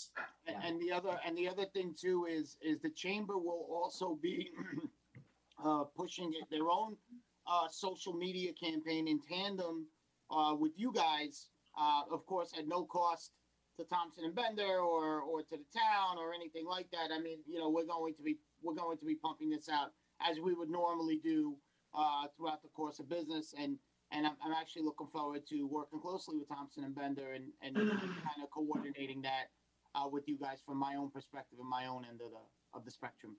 That's great. Thank you. I just have one question that I'm being asked. There was a comment made about, and I think it was Val. I think it was in the YorktownHolidays.com where it lists the businesses, but it also has a link to the chamber, but it also has a link to the YSBA, right? It has a link to the Small Business Association. Yes. I just want to make sure that we're being clear and transparent, that we're not just trying to highlight chamber only members, but there's also YSBA members that are included, like the Trailside Cafe is a YSBA member, I believe. And I believe Gramercy is as well. So there's a mix there of chamber. I'm glad you said that because I got some texts saying that. Yeah. No. I'm wondering if we're getting texts from the same people. So it's the YSBA chamber. It's YSBA members are included and the chamber members are included. It's not a chamber, exclusive partnership. This is if I could clarify, and I would like to add Halston Media on that landing page with a link to their site as well. Right. But aside from that, this is a town initiative that we're all working together to bring business into the town, and as a result, the residual effect will be that YSBA members will benefit, chamber members will benefit, even people that aren't members at all will benefit. The idea is for the town to really kind of come together, and that's why we're all here. That's right. Mm-hmm. I think, like I said, I think it's good. So other thoughts from the town board? It sounds like that we're all in agreement on this. I want to thank Ed. I was going to bring that up. Thank you for shouting the north side out over here, Ed. I figured you would if I didn't. So yeah, that's right. But we got I'm sure there's a lot of the stores over here would appreciate the plug as well as the Heights. Yes, and Tom, I think that Jay Copstein he wants to hear the jingle on the government channel. I don't know if it's your humming the jingle or whatever they use, but I have a feeling he wants to hire you for the town. Did he enjoy that? Did he? That's very good. I think it pays a nickel, Tom. Hey, if I give Vishnu a nickel, he'll give me $100. There you go. So you're already increasing. So after all of this, this is an audition. We should try it. We could be Yorktown Idol. Oh, please don't encourage him. What's God funny forbid. is after all of this, the only thing we could talk about is Tom singing. Yeah. Don't encourage him. It was So, good. I guess my question to the town, Adam, are you there? No. Is Adam there? Well, hold on. I'm trying to get from Pat how she wants us to word this, but I'm guessing we need a resolution authorizing a transfer. Let me just see where she wants it to go to. Singing lessons for me. Yeah. We don't have enough money in the budget for that, Tom. I'm sorry. Thank you, Ed. The both of you. You were the one blowing him up, Alice, saying how great he was. But if he gets a couple of lessons, he'll be okay. I do a hell of a Dean Martin. I want you to know that. All right. That's only because you do the vodka martinis, and after 6 of them, even I sound good. That's before I sing. All right. So in the meantime, while we'll do this at the end with the resolutions, but we'll pass a resolution authorizing the budget transfer and authorizing the campaign to commence, and this way we can begin. And then also, what we'll do is, in the meantime, Sergio, we'll start, and Jeff, while I have you, so let's see if we can phone call tomorrow morning. But we should begin by having a kickoff on Saturday for Small Business Saturday, announcing the launch of the campaign. So. Definitely. What I was thinking about for Small Business Saturday is we do, I don't know, let's say hypothetically 5 things to do in Yorktown on Small Business Saturday, and what we'll do is we'll start with have breakfast at such and such, and then shop here, and then you know what I mean, and then we'll do 5 quick Facebook Live videos or something like that, and then we'll end up with dinner out at Peter Pratt's or something like that. You're buying, right? I'll buy. All right. As long as you get that out of the way, then I'm good. Very good. All right. Well, thank you. So she did answer. So then what we'll do is we'll make a motion to transfer $12,000 from contingency to communications and authorize the holiday campaign led by Thompson and Bender. So moved. But is it 12, or were you guys doing the full amount to see if we could do more? 1,000, right? I think we can do 12. Okay.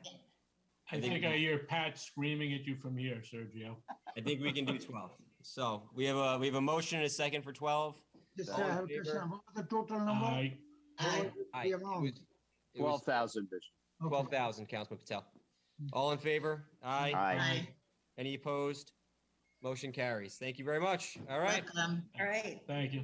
Happy Thanksgiving. Happy Thanksgiving. Have a great Thanksgiving. Happy Thanksgiving. Appreciate your time. Thank you. Thanks, All everybody. right. Good night. Good night. And Night. Tom, just so you know, I think there's a movement going because Sarah Wilson enjoyed your singing also, she said. Come on. She sent a message. It's going to be a teen idol. So, yeah, I'm telling you.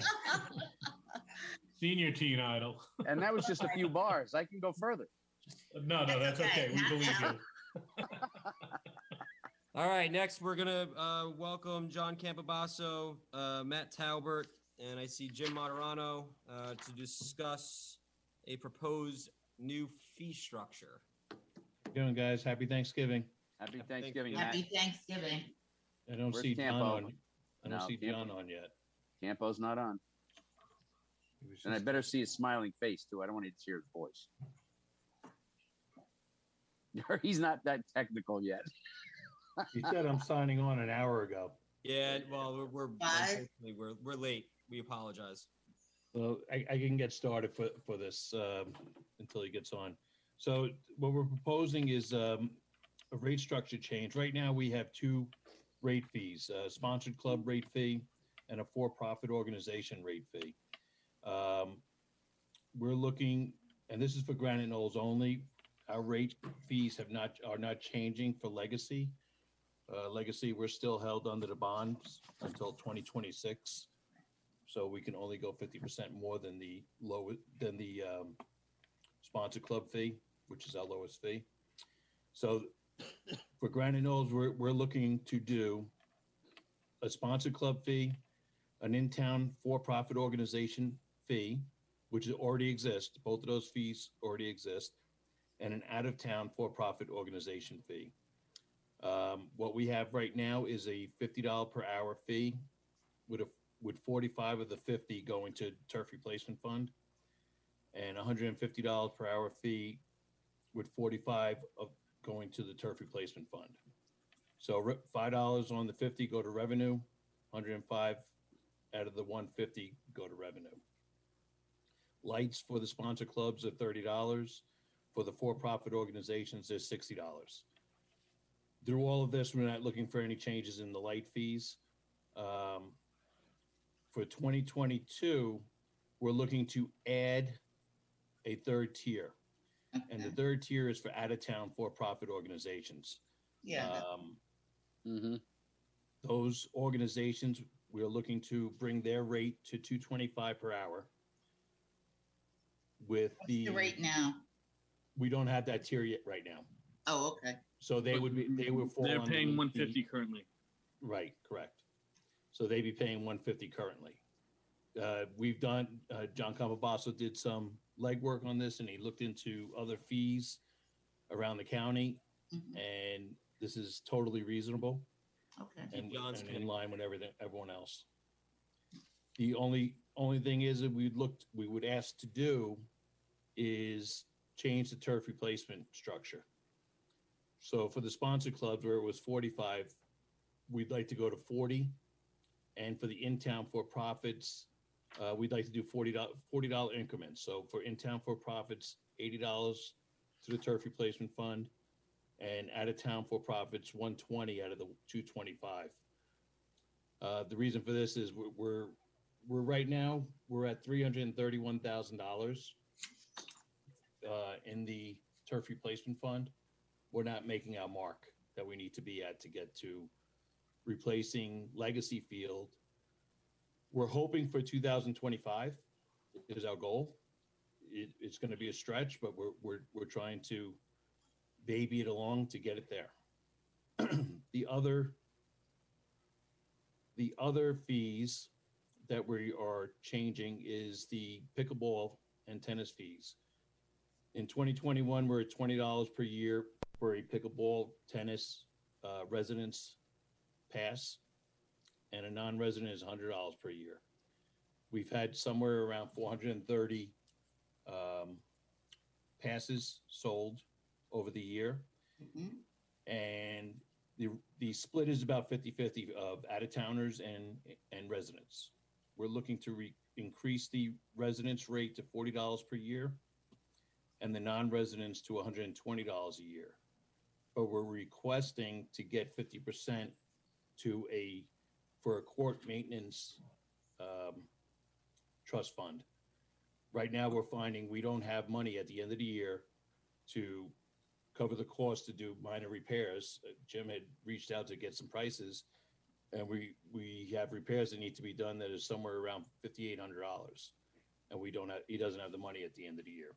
So instead of increasing his budget, we're hoping to get the approval from you guys to have our users cover it in the trust funds. I'm sorry, can you repeat what the rates were for pickleball and tennis currently? Currently, they're $20 a year for a resident. Yep. $100 a year for a non-resident. So you're raising it $20 each? Yes. Which is also in line with other parts of the county. Do you sell your tennis passes or not? They're one of the same. So we don't really know how many people are using it solely for tennis or solely for pickleball. Okay, great. Okay. And so you're asking us to create a court maintenance fund. That's what we're requesting, yes. How much, I guess, I don't know if you have that there. Did we actually generate from the use of these fields last year? Hello, John. Hello, Tom. Tom, we're still working on that to get an exact number. We hope to have that for us together for next month's meeting. Okay. For the commission meeting, we're having a meeting on Wednesday to discuss it and go over all our invoices to see what they generated. You know what? Like, did it leave? And here was the one thing I just noted: the use of lights. I mean, the electric cost up there, is that going to pay it for us? Is that going to pay our electricity? A good portion of our electric bill. We can't really segregate what's what, but at least a good portion of it, because that's probably what eats up the most is the lights, not the little the shed. One thing I was hoping to get a grasp on the electrical was during COVID when we were closed, and the only thing that was on were the parking lot lights. Oh, good idea. But they came up with a $50,000 bill. What? Made no sense. I believe Pat took care of that with them because they weren't up there. They took an estimated number because the gate was locked. Right. So they came up with a $50,000 bill. So the whole idea of getting a real base of what it costs to run the lights without any of the field lights on didn't work out for us. Okay. So I haven't seen a Con Ed bill that looks legit, like a monthly $6,000. $6,000 is a right. subtraction. It's $5,000 a month for the electricity at Granite Knolls. Yep. Matt, let me ask you a question. That's the number. That's the number. 5,000 a month for electricity. Have you dealt with Pat? Pat is right here. Okay, Pat, I want to talk to you about what you told us during our meetings with the different departments with regards to your revenue lines. Okay. Talk about both of them. Talk about the revenue lines. Revenue lines. Yeah. I mean the reality. I mean, Pat, I don't. I want the projection and then the reality. So yeah, we'll give it to you. You know, we were projecting 75 for Granite Knolls, and collected to date as of today, right? Yep. As of today's 28.9. Projected but revenue for adult program fees was 65, and collected to date is 38.9. That's obviously COVID related. Youth program fees, we did great. We did great on youth program fees. 175 projected. We've collected 188. Pool fees projected 350, collected 275. Camp fees, I think pools and camps it's also COVID related. Camp fees 485, collected was 170. Legacy projected was 20. Amount collected is 10. And then rec fees, which Jimmy, can you tell me where does the pickleball and tennis revenue go? Rec fees. So this is part of, so we had rec fees projected at 65, and we've collected to date 52.5. Yep, that makes sense. Okay. And the lighting goes there too? And I'm sorry? The lighting is going to rec fees? The lighting, and when you collect the lighting, does it go to the rec fees? I'd have to double check on that. Okay, obviously the concern is that for some of these lines, the projection doesn't match the revenue, and that's a problem for the board. I can understand that. I'm not sure where we came up with the $75,000. I don't think it was arbitrary, so I'd like to see what the hours were that we were projecting on that. It's based on legacy. Yeah, it's based on legacy. Legacy and times 3. Mhm. Okay. No, not even times 3. I think it was Times times 2. 2. You're right. Because we were bringing in well over 40 on legacy. Okay. Well, like I said, I can't tell you what the exact income is on that right now because we found some discrepancies today that we are trying to work through and find out exactly where we are with invoices that are out and payments that are coming in still. And what Matt's presenting is actually bringing more revenue in, right? He's asking for less revenue from the less money into the turf replacement for the clubs and more money from the for-profit out-of-town organizations. So what he's projecting is actually trying to get us more revenue going forward. Yeah, none of it is unrealistic. As I look through that list that from the email, all looks pretty good. But the question though is you've got to ask, out of that new money, how much money will the town receive in revenue? Yeah, that's probably my only question is to figure out is our revenue income going to such as run the lights, and at least pay for it, break even, So, as far as the light fee, there is no money that comes out of the light fees that go to turf replacement. That all goes to revenue. Right. So can I interject a little bit, Matt? Please, John.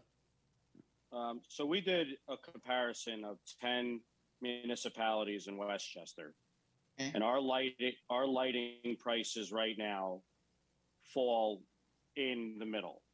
You have towns that charge $20 an hour, and you have one town that charges $100 an hour, and you have towns that are around that $50, $60 an hour. Right. So with the just remember, with the $30 for the sponsored clubs, you go right up to $60 for the for-profit in towns and the out-of-town for-profits. So that $60 is right in the wheelhouse of what other towns are charging. John, and then did you compare the overall number between the field and the lights? Yes, we're higher. The third rate that we're proposing, we've had 2 rates up till now. With the third rate we're proposing at Granite Knolls, we will be the highest in the county at $225. And just, for me, and I want to make sure we're all on the same page, and I don't want to backtrack, but Legacy was closed. We received upwards of about $3 million that none of that went to parks. So just please keep that in the back of your minds. We got none of that money back then. We need to move forward, but I think we are now with the third rate. And there's another part to this. The other part is now we are looking to maximize rental potential. A lot of things were left up in the air. We were learning at Granite Knolls, but I think now, if Jim can agree or not agree, but I think with the second piece of this is utilizing the space. So if you have 3,000 rentable hours, we shouldn't be renting 1,800 of those hours. We should be looking to rent more, and we're going to rent it at the elevated rate. So I think that the structure, along with the new slots or time slots, and also, to be fair, with the sponsored clubs demanding schedules earlier so that Jim has the ability to rent these fields. We're only looking at a 2-year deal here, so we can come back in 2 years and it's not really a lot of time when you think about it, and say, okay, these are the rates we need to do, we need to escalate them or something. But, there's a lot of towns that don't even charge the sponsored clubs and for turf space. So I think everyone's going to do their part here. And that was, what we were looking for. So we're going from 2 rates to 3. We have the highest rate in the county on the third rate. And our 150 rate is very competitive. We're right there.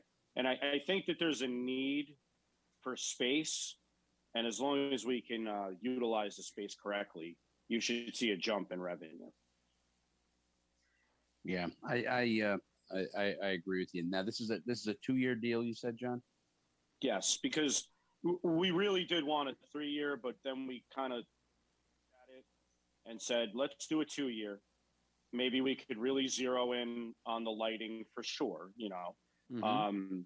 and let's see what the appetite is for outside renters, because we could all sit here and say everyone wants to rent it. It's the best place in Westchester County, but the reality is there's not that complete appetite. We don't completely know yet. So, we need to market it a little bit better. We need to know what the other clubs can use earlier, because I think the biggest argument is, we need an overall schedule a little earlier. So if we want to rent it to an outside club, they could have a more consistent time slot or a day. And I think we're going to be able to do that. 3-year may be better than your 2-year. I think 2 years, I don't think will give you enough time. 3 years might give you, maybe better for you. I was even thinking I really wanted a 3-year, but and I understood what some of the members of the commission were saying. But I could tell you, being on the other side of this is an annoyance to keep coming back to this year after year, and I just thought 3 years would fit better. Well, I think it's better because you're just going to begin it this year. Next year, people will know what it is. So that second year is when you're going to find out, was it better? Was it not better? And then the third year would give you some kind of way to say, it's not bad, or maybe we need to go down. Right. And our goal, and I think the goal of the town board, is not to keep raising the rates on. We want the local people to pay the right rate, right? They have to pay something. It's still a beautiful turf field with lights, all the bells and whistles. But, we really need to try and focus in on the clubs that are charging their kids thousands of dollars to play. Those are the people that we need to give Jim a little more time with, and to generate revenue off of those people and those groups. So I think it's a really happy medium to me. I understand the frustration of looking at a line item, but to be fair, do we know that that we've given everything, or Parks and Rec has given everything, to Pat to make sure that that's the real number? I don't know, because I've seen other numbers that look a lot different than that. So what's reality? This is what we need to figure out. But I just don't see that you can, looking at the county, I don't see that we have a lot of room to continue to raise rates. We may have just put, too many turf fields in. I mean, that could be, right? With the second all-purpose field at Granite Knolls. But I think that there's an opportunity to utilize that space, get our revenue up, give Jim a little more revenue, continue to build our turf fund so that, we don't have to go to the town and ask them for money. And these are the things that we're kind of juggling and hoping make sense to everybody. Yeah. So, did you folks, have you reached out for sponsorships for the signs? Fences? For the fences? Yeah. We're in the process of finishing that up at the commission level, making sure that we have the size sign you want. I believe, Matt, you could probably answer this better than I can. I believe that the design is now ready, so I'll let you speak to that. Yeah, Jim, go ahead. Yeah, so we're creating a form for different businesses to fill out. I believe it's $250 to purchase sign itself from Signs Inc. Then an additional $250 that comes to the turf replacement fund each year. Okay, if they have it, all right. So that that's a fair thing. I mean, you go to a lot of these little league fields, and I shouldn't say little league. You go to a lot of these fields, like even where my grandkids play, and you see that they have 1, 2, 3 automotive, or Jane's hair salon, or whatever the case might be. And I don't know how much business it brings these folks, but it can't hurt. Yeah, Tommy, just remember, they probably did it illegally. You guys did it the right way. Yep. Right. Are you limited? Are you limited within the kind of companies that can advertise? We've asked to review the companies that are asking to advertise. Obviously, we don't want smoking and alcohol and certain things. You'd want them, right? If they pay more. They pay more. Oh, thank you. Chico bail bonds. Yeah. There's no bail anymore, John. Right. No, that's true. That's right. Because I'm looking for a bail bond. Just out of curiosity, Jim, have you taken these numbers and extended them as a ratio to what you've used to figure out how much more income that would bring in? We have not. I've not broken that down yet. That specific number, how much more money we would bring in if it was apples to apples from this to last year. And once again, this year is not over yet, so we still have more money coming in. So there's still more math to be done, but it would certainly be more money because you're more money being collected. No, but I'm just wondering, how do we address a shortfall for budget? That's correct. That's exactly to address the shortfall. Like I said, we haven't brought in all the money yet, so we're still. I have $20,000 worth of checks that are being processed at the moment, so we're still bringing money in at the moment. So we'll see where we're at the end of the year. So your shortfall is too little. Is too much to make up. From 10 to 75,000. That's a widespread. 10. 10, I thought 10 is legacy. 10 is legacy to 10 to 30. Granite Knolls is 20. He only has to make up He is 45,000. Yeah. So he was expected to bring in 70. The department was expected to bring in 75, and they're at 28.9. So that really only reflects up to August. So fall is a pretty busy season. Okay. We're still sending out invoices as well. So there's more money to be collected. The 28.9, Supervisor, does that include the pickleball money? No, that's what I asked. The pickleball money goes into regular rec fees. Right. I asked that before. Yeah, the rec fees go into the the pickleball and tennis fees go into the recreation fees, which was budgeted at 65, and we've collected 52.5 to date. Now the pickleball, is that a regulated people love pickleball. Like a team organization, I should say. Is it a regulated organization that has sanctioned matches and so on and so forth? Or is it just a bunch of adjunct people that go up there and have fun? It's a group of people that go up there and have fun, that sign up for the pass. We do have someone that checks for passes. They spot check a couple times a week. But it is not a specific group that we're paying to organize anything. Anything that we have done in the past, we've hosted tournaments and different clinics and things of that nature with instructors. I was just curious. Which is a separate charge. Back to the fields, Jimmy. What happens? What is our cancellation policy? I know rain, whatever, that's out of the question. But if Tommy and I want to, show off our baseball skills, and we you don't want to see my baseball. You already did that or one time. We did that. We rent out a field, and then we don't show up. And I'm going local clubs on up. Is it the same? Yeah. What we had been doing is like 76 hours prior, you wouldn't be charged if you told us, but if it's past, you would be charged if we're hearing about it after the fact, unless there's a legitimate reason from a COVID reason from the other team that's coming to play you, etc. So you would have to pay you would not have to pay the regular fee if you cancel 76 hours. I never heard the number before. I'm only here at 72 usually. 72, my fault. You're right. Thank you. Sorry. So you don't pay if you cancel 72 hours in advance. Correct. But Alice, we're going to be tightening that up as well. Okay. So one of the things with the field slots now is if you have to have your, say the field opens March 15th for argument's sake, and we give, renters till April 1st to submit their schedules.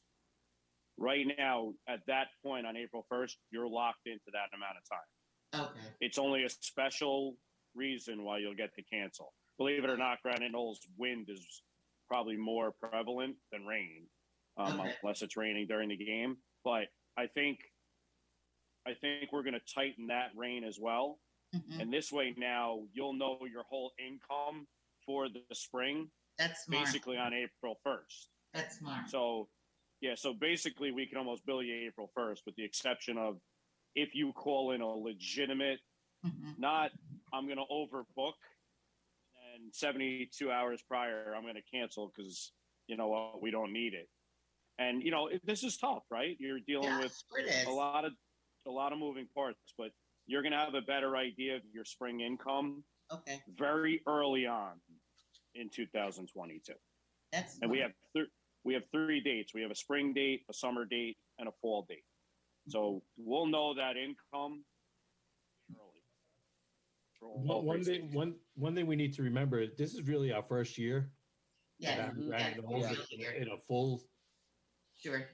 So like John said before, we're kind of learning the ropes, and we want to tweak things as it goes along and try to get the revenue up to where we want, get the turf replacement to where it needs to be, and make it as good as it should be. So do you have though a pattern? And I don't mean to harp on this, but I've heard that sometimes you have clubs sign up for fields just for the sake of signing up, just in case. Do you have a pattern of people that have canceled higher percentages than others? There is, and we're like John said, we are trying to now, with creating the time slots, we're definitely going to knock at least 60% of that out. We know where the problem is. I would also recommend personally that if there are high percentages of cancellations, that there be some type of a consideration taken in their scheduling time the next year, based on what they're doing and or how the fee structure changes, because you have 3 different structures now if this goes through, and if I take all of the slots at the $30 and $50 or whatever it is, and then you have clubs who are coming in who want to pay the higher rate, or that's our concern. Yeah, it's definitely a concern of ours. Right, and it should be of the other clubs as well. They need to realize, and maybe a letter from the commission, because I was going to say that this will impede your ability to keep up on the fields. Yeah, or require a deposit. Yep. Well, I think you guys need to tell them it's your policy, and you're going to enforce your policy at this point. We pretty much said that. I think that there, even the short time that's gone on since the commission voted on this, it is spread through all of the local at this point. So I think that people are now completely getting. I agree, a letter is probably a good thing, but I think that everyone's understanding. If you book the time, you're paying for it. And there's no reason, if it's 80 degrees out and sunny, you're not going to tell us you're canceling because of rain. Do they get a receipt? Do they get a receipt, or what do they get once they book? Do they get anything to confirm that these are your slots? Jim? Well, you have a general schedule that Deanna and Jim send out, and then everybody could view that to see if there's open time. See, and so, that's it. Wherever everyone is looking, put your policy, and they know right from Jump Street that, oh well, we're gonna have to pay. Right. Yep. Yeah, but like I said, Alex, honestly, I believe once you have that dates now, I think that for some clubs they may cut a check at that point and get the fees out of the way for the season. Yeah. And then you could always say, hey, we didn't use 2 dates. Can you just credit us 2 dates in the summer? It's not, you're not going to talk major money, but you're locking everybody in. And that's not that we want to lock you in, but if you take the time, we want you locked in.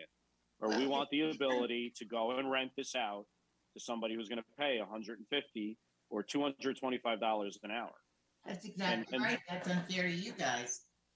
Right. And we want it. Believe me, the last thing I think anybody on the commission wants is to come to the town board and say, we need X amount of dollars. Not that there's not going to be some type of a shortfall, but I don't like doing that. Any of you who know, that's not what we want to do. So we've been on this. And I think with the escalations of the turf replacement at Granite Knolls, I think it's going to help that. And I think it's also going to help, with the escalation of the prices, it's going to help Jim out as well in his department. So I think it's going to help both entities, and it's going to reduce the ask at the end of the day to the town board. I just think moving forward, for this to happen, if the town board supports it, Jimmy, you're going to have to add it to the master fee schedule, which we can include as part of the final budget when we vote on it. Are you voting on that tonight? No. And I do think that it'll be part of the budget, Jim. I mean, that's your best bet. Because it's going to be done by public. Yeah. Right. And then I also think that there needs to be resolutions memorializing how these fees are going to be split up, so there's no confusion and guessing. So I think that's an important point as well. We need a resolution for the creation of the pickleball and tennis court maintenance trust, and we need a resolution memorializing the split for said trust. Right? Okay. Do you need something from us for that? No, we can handle it ourselves with the town attorney and the comptroller. But I think those probably the steps that we have to take to get this done. Is there any input from the board on that? Is there a way that it's probably a bookkeeping nightmare where they only receive half back should they cancel, other than for the fact of, a rain out type of thing, or to take deposit, let's say it's $50, you get 25, you don't show up, you don't get the 25 back. I'm just using a number, but yeah, I think it's better to do John's way. I'll give you a credit. Or that. Yeah, that would even be better. Yeah, I think that would work out. Yep, you're right. Because half the time they probably won't come back to the credit. So, it's kind of like a gift certificate. Yep. It's kind of like a gym membership after January 1st, Yeah, that's right. The best customer is the one who doesn't come to the gym. And the treadmill becomes a clothes rack. Yeah, exactly. We've all had those. And Jim, the only thing I would recommend is just sitting with Pat to tighten up the reconciliation aspect when you do get payments and receipts. There's got to be a way to expedite that process so that it's more timely, so that we have a better sense as to the numbers. So I would recommend, if you want me to sit in with you guys, I'm happy to do it. But I think that would be a good conversation to have. I agree. Yeah, I mean, it's partly from collecting money from different vendors, but yes. No, but also understanding, because I think she needs to understand where the money is going, and just understanding where it's coming from. So, like, instead of just getting a deposit slip for $10,000, understanding where did that $10,000 derive from. I think that's going to help solve a lot of these problems. Absolutely, I agree. Okay. All right. Very good. Thank you all. Thank you all. Have a happy Thanksgiving. Thank you. Happy Thanksgiving, guys. Happy Thanksgiving. Okay. Next, we're going to have a conversation. I don't know if John Tegeter's still awake. If he is, great. Oh, there he is. Solar law. There's been a lot of discussion, and Dave, we have Dan Ciarcia with us too. A lot of discussion about the solar law. And so this is a conversation for the town board. Robin is still awake too. Yay. It's a party now.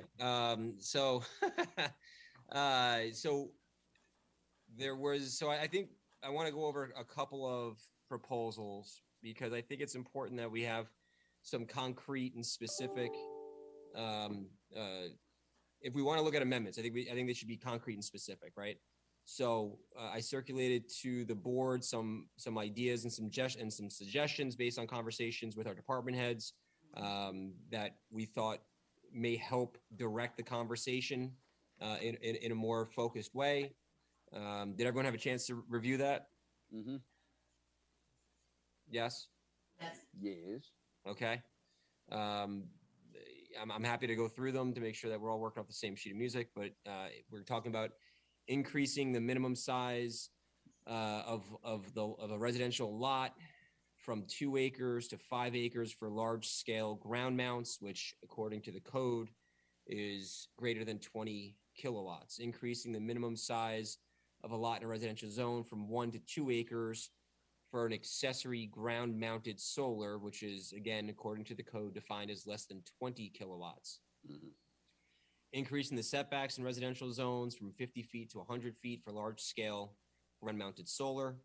For residential accessory ground-mounted solar, again, those that are less than 20 kilowatts, to decrease the allowed maximum height from 15 feet to 10 feet. That's something, John Tegeter, I think we're going to do a little research and a little homework on that point. And I don't recall where we left off. So we can get into that in a second. We have working with our assessor to codify the requirement for a pilot on all solar systems. That's an important one. Yep. We want to codify a requirement for annual inspections of screening by the property owner and submit said report to the town. For large-scale systems, those that are greater than 20 kilowatts as recognized by the code, those reports would be submitted to the planning board and the engineering department. For residential accessory ground mount sites, which is less than 20, will be submitted to the building department. And then also, these are things that the planning board has been including as part of their approval process, so we might as well codify them.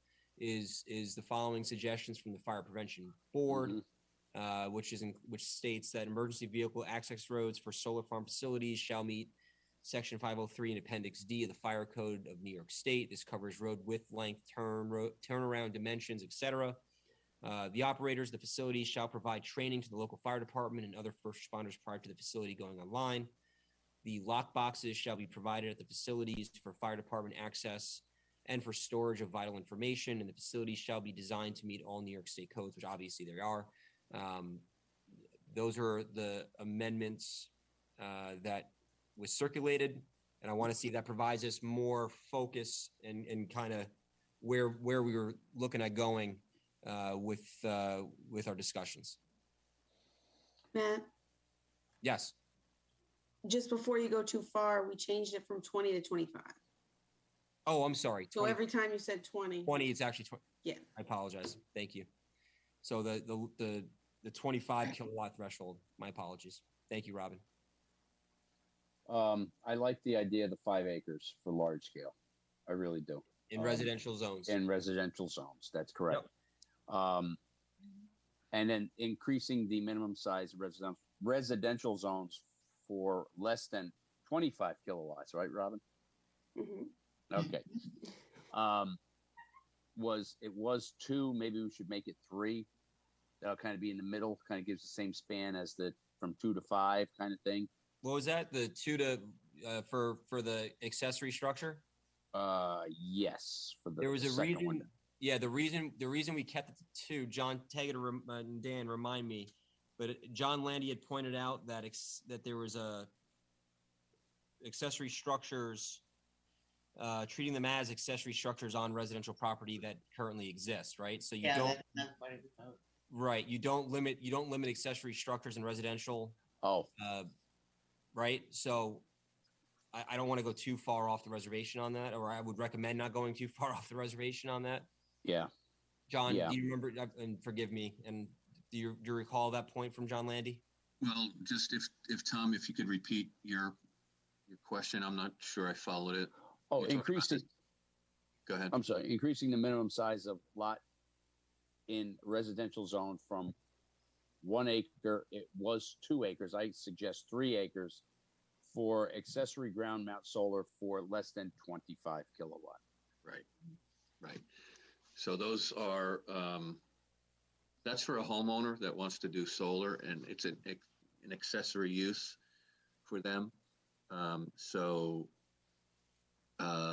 It is not a commercial situation in which you're just selling the electricity that you produce to the grid. It is to offset your own electric costs. Okay. So they are typically going to be smaller installations, but I think the point is, and the discussion point was, at some point you're limiting the average homeowner's ability to save some money on their own electric bills. Right. And so I think that's a consideration that you need to discuss. If you're going to go up past 2 acres, to 3, you're really taking a lot of the homeowner's ability to do that out of the situation. They still will have, Tom, which is also part of this discussion necessarily, they will have the ability to do it on their roof, of course. Right. But there could be situations in which, it only makes sense for them on the ground, and they wouldn't be able to do it if the lot size was too big. So that's just something I think needs to be discussed and considered. Okay. All right. That was just one I happened to see. Remain and like I said, when I had brought up for moratorium, if we can get through this and get it done by the first of the year, I'll be very happy. Just that we have solidified the law a little better, because not that it was done haphazardly, but we needed to follow a model that NYSERDA had, and we added our own stuff, or you guys actually did a wonderful job in adding our own stuff in there to try and get it so that we had something to work with, because these things started coming in fast and furious. Right.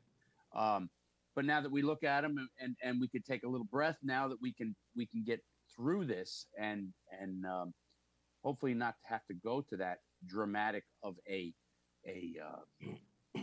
situation where we already have a tree law in place. It's very, very comprehensive. So it takes care of whatever concerns the tree law people have. And it's just these few here are basically hitting all the topics. The one that I'm really interested in now is the codifying of the requirement for pilot on the solar system, because that's important. So the language specifically reads, and I circulated to the board. I did see it. Yeah. Yeah, but for full transparency, it reads at the discretion of the town board solar pilot. The town solar pilot based upon industry recognized standards. For example, the New York State Energy Research and Development Authority pilot calculator. So NYSERDA has this pilot calculator that we can rely on. Shall determine amounts. Applicants are not precluded from obtaining a pilot from the Westchester County IDA. Battery storage pilots will use the industry standards, such as until such time as NYSERDA develops a pilot calculation solely for battery storage. So this is just to ensure that the solar and battery applicants do come before the town board for and request their a pilot, and it's codified. Right. We're expecting a pilot out of this, and I think it's also important for people to recognize too. And our town assessor probably explained this better than I can, but the property owner still pays the taxes on the property. This is simply a pilot on the equipment that's going on top of the property. So I don't want anyone to think that the property owner is getting a tax break. No, they're still required to pay their taxes. This now is the equipment itself and the pilot program for that equipment. So I just want to make sure that we're clear on that. Yeah, because quite frankly, when we go to the much larger scale, it's basically putting an industrial unit in a residential area. That's why we were calling for the shielding. That's why we're calling for the additional pilot and so on and so forth. So that, like you say, that the homeowner or landowner per se is not getting a tax break. They're actually going to have to pay to have that there. The annual inspections are great. I mean, and some of that, John, if I'm not mistaken, is built right into we had something built into the law on that. Oh no, that was on the screening and so forth, and the screening and the bonding or banding, whatever we had to do on that to make sure that should something happen 25 years down the road, I'd love to be here, but we should talk further on the bonding mechanisms on that. I think that's even if it's else. just for our own education. Right. Yep. But everything else looks good, and especially the part with the emergency vehicle access roads and so forth, and our FDs have to be trained. And I just want to be clear that the planning board has included those in the approvals that they've given in this realm. Specifically, for the IBM solar carport and the Hemlock Hill Solar Farm. Those are the only two that have been approved. Correct, Robin and John? Right. And so these points were already worked into that approval, but it just makes it, like I said, I think it just makes it more transparent and easier if I had to have it up front than to have it be, a little ambiguous. So this way everyone's clear on what the expectations are. It's very clean. When they come in, they know what they have to do. Check the boxes or don't bring your stuff in. Right. Exactly. Right. So, are we comfortable with these proposals? I mean, I know that we have to develop a little bit more, maybe on the what was the one thing that you wanted, Tommy? The height. John was going to look into the height on the accessory structured ground mount. Right. And then we said that the 2 would be sanitizing basically the land or sterilizing the land if we went from 2 to 3 on the increased size. Yeah, I mean, you're just taking a lot of possibilities off the table. The other thing that we wanted to, I don't know if we talked about this though, but for residential ground mounted proposals that remain behind the meter, meaning not being fed back to the grid. And I think they're not making any money off. Yeah, they're not making any money off of it, right? So they're just powering their house. So that I think, in the case that they can't put it on their roof, but they could potentially put a ground-mounted accessory structure that powers their home. Keeping that in mind, and I don't know if we want to address that in a residential zone, what size lot that would be allowed to be on. I don't know. Because if I'm not mistaken, correct me if I'm wrong, that would also include a battery storage backup unit if they were doing that to power their home. So in other words, no, I don't know. No. Okay. It's not necessary. They're becoming more common. The battery storage, yeah. Battery storage is becoming. Yeah, that's a big deal now. Day by day. You may see battery storage in homes without even a solar installation, Tom. Right. Just as kind of hedging against power outages. But I think in this case we were talking specifically solar ground mounts, right? So we weren't trying to get into the battery storage realm. Right. But these are specifically just for solar to try to get us more focused on what changes the board has an appetite for. Yeah. And a lot of this stuff is on a case-by-case basis that's already in the law. There's a lot that's in that law, and you have to go through it 3 times because I missed a few things, and John pointed out, he said, geez, I read that and I missed it. If it's a good law, Tom, you got to go through it 2 or 3 times. That's my mantra. So is it? Do you hide things in there, John? Is that what it is?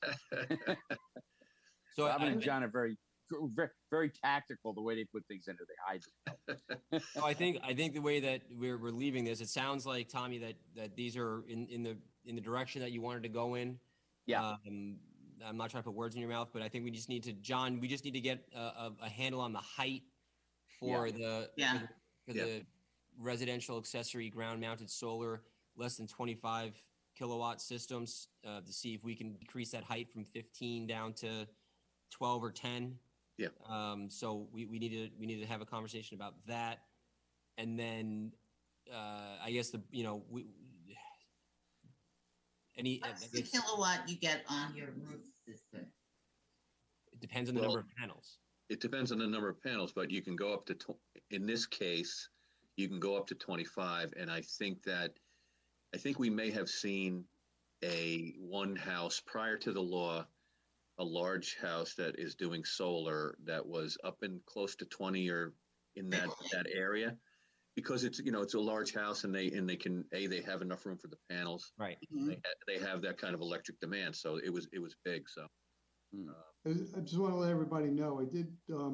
NYSERDA has a new municipal guidebook. I don't know how different it is from the old one, but it says November 2021. So the interesting thing in there, after our discussions about what the threshold should be, they have kind of their unified solar permit for basically simple systems. And it turns out the threshold on that example permit is 25 kW. Right. That's why we implemented the same permitting system here to make sure that we are in line with it. So that's why we changed the threshold. Yeah, I don't know how much this new version changed from the old one that's been around, but they can change. I think it's a good thing for us to hang our hat on some of the standards we use. They can change significantly, Dan, because they did while we were writing the law. They came out with a new NYSERDA guidebook, which did in fact change some things in a fairly significant way. They had 3 tiers at one time. Now it's 2 tiers, for instance. Right. Yeah. And there's with regard to the height, if we can do it 10 feet and under, that would be wonderful. You know, I think that would keep a lot of people happier. For the accessory structure, right? For yeah. On the smaller lots. Yep. I mean, so John's going to do a little research on that because we just weren't sure. There were some technical issues there that we were kicking around. So John will do some additional research on that, and he can give us some feedback. But you know, I think it sounds like we have the basis for a draft to start mocking up, and Adam can work on that with John. And I just thought it was important for us to get more focus on specifics, in the law that we wanted to see. So, Alice, what was that website that you told me about that you saw that had to do with solar? There was I'll send you a copy of what one of the issues I was reading. Okay. I get a lot of them. Yeah, all righty. One of them. Yeah, I know that there was one there. I think it had some good stuff in it. Now I can't find what I did with the login for it. I think solar, because it's so new, over the next couple of years, I think it's the law. The law is going to move again. Yeah. It's good that that we're flexible. Right. All right. Well, I appreciate it, John and Robin. If there's no other comments on it, then we can start drafting some start making some draft amendments and circulate it and start moving through the legislative process. Very well. Okay. Right. Yep. Appreciate it, guys. Thanks, everyone. Have a great night. Happy Thanksgiving. Thank you. You as well. Happy Thanksgiving. Happy Thanksgiving. Happy Thanksgiving. All right. We'll bring Jim Moderano back. Jimmy. Jim Moderano talking about Granite Knolls Inclusive Playground. This is just an update for the town board. There he is. Got the Bull Hurley mustache going there. Bull Hurley, everyone. How you doing? Happy November, everybody. Catfish Hunter.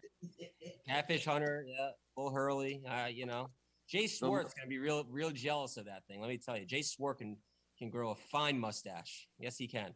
He's very Lorad looking tonight. Yeah. Actually, Goose Gossage had that thickness there. But raising money and awareness for men's health. So any guys out there, if you haven't gotten your physical this year, please do so. Excellent. Jimmy, can you update us on where we are with the inclusive playground? I know that we had you here. Oh, what do you say? September 28th. 6 weeks ago, 8 weeks ago, maybe. September 28th. Okay, I was close. And we asked the members of the commission and some advocates to see if they can work together to come up with a compromise solution as it pertains to the future of the inclusive playground and this debate over a fence. Can you just give us an update as to where do we have a proposed solution?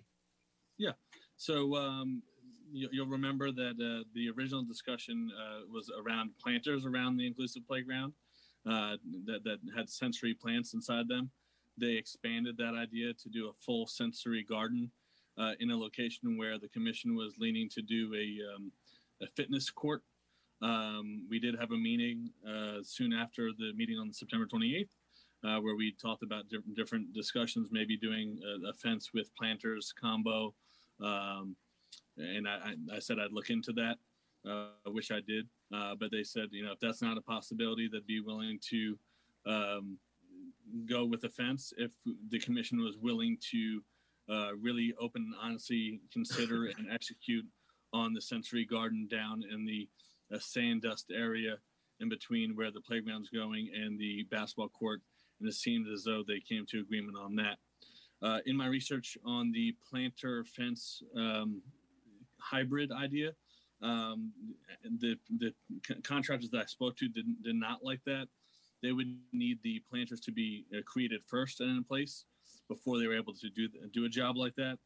And it wouldn't save any money. The cost would be the same, if not a little bit more money, because the labor would have to be so accurate to incorporate the planters as well.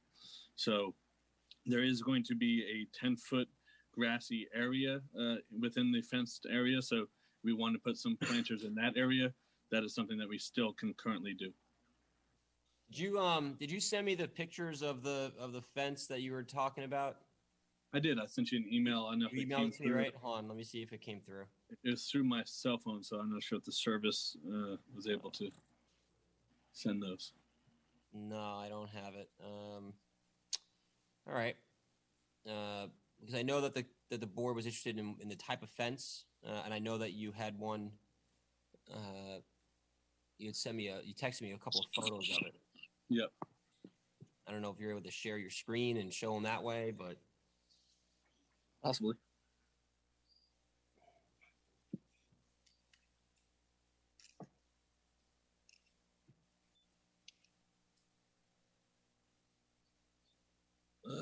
Got one for you. All right, pop it up there. Does that work? Yeah, we can see it. Mm-hmm. Can the board see that? Yep. That's at Julie's Jungle in East Fishkill. That's kind of what we're modeling our own park after. Yep. And you can see the aluminum fence. Now they made a mistake. They did not get the commercial grade on this one. Okay. We would opt for commercial grade, and they actually made a sensory garden and around that a more sturdy fence that looks the same, but it's commercial grade, so it's a lot stronger. So we would go with the flush bottom and flush top, to kind of make things smooth and safe. I did get a couple quotes from a few different companies, ranging in $23,000 and $26,000. So really, ultimately, the decision is one of those companies actually on a buy board. So we could either go out to that company that's on the buy board or put it out to bid, which we already have a bid document for, which was also in the email that went with that memo. And the can we just go back to the idea of integrating the planters with the fence though? Yep. So that's not an option. It's not an option with the time sensitivity of the project. Like I said, those planters would have to be fabricated and up prior to the fence going in. So, obviously with Ray Michael soon to be delivering this playground, definitely by early spring at the very latest. I'm not sure if the funds. Is that when he's delivering? Do we know when he's delivering because I do not have a date. I put an email into him earlier, and I have not heard back from him on an actual date of when they will be delivering the parts for installation. Yeah, I just, and it's just to the town board, what makes me just incredibly uncomfortable is this thing could, theoretically show up tomorrow and we're sitting here trying to, hash this, and this thing's still being hashed out. That's why the buy board option would be the best option. The what option, Jim? I'm sorry. Purchasing it off a government buy board. A buy board. Yeah, it's on contract. Yeah. Tommy, there's already one on contract that we can go purchase. Okay. Jimmy, I want to just ask you one question. You said the ladies agreed to do what? To allow for the fence without the planters. Right. And John Cambasso compromised that, they would do the fence, but they would seriously get working on the sensory garden in the sand dust area. Well, I think you got to look at it as it's got to be two separate projects because the sensory garden, as much as a great idea it is, and I think it's going to be wonderful. I just don't. That's more of a long-term piece that we need to still develop and plan. Yeah. This playground's coming at us. You could show up at your door tomorrow, Jimmy. You don't know. Yep. And so we need to deal with this more immediate issue, which is the fence, and understanding how we're going to manage this. I mean, that's my concern. Yeah. Because it can show up tomorrow, and I don't want the delay to be because the town board didn't take action on it. You know what I'm trying to say? Yeah, absolutely. That's why I'm here. Matt, I do like personally the planters with seating. I think it breaks up the whole area. From what the little pictures I've seen of the area that they want to do, and I think it's a very important part of not only the kids going into the sensory garden, but the parents being able to be there with them, because these parents are probably at a higher level of observation of their children than most other parents, because from what I've understand with talking with parents of this type of handicap, the eloping possibility is very great. So they do have to have some type of restriction so that they can get a hold of them, I guess would be the terminology, so that they don't take off. Because hey, I'll tell you what, one of my little granddaughters gets going, you ain't going to catch her. I was going to say that, what you can have a kid that doesn't have whatever, and they go, Yeah. So sooner than later, I think that we need to really get this sketched out and get her done, as the cable guy would say.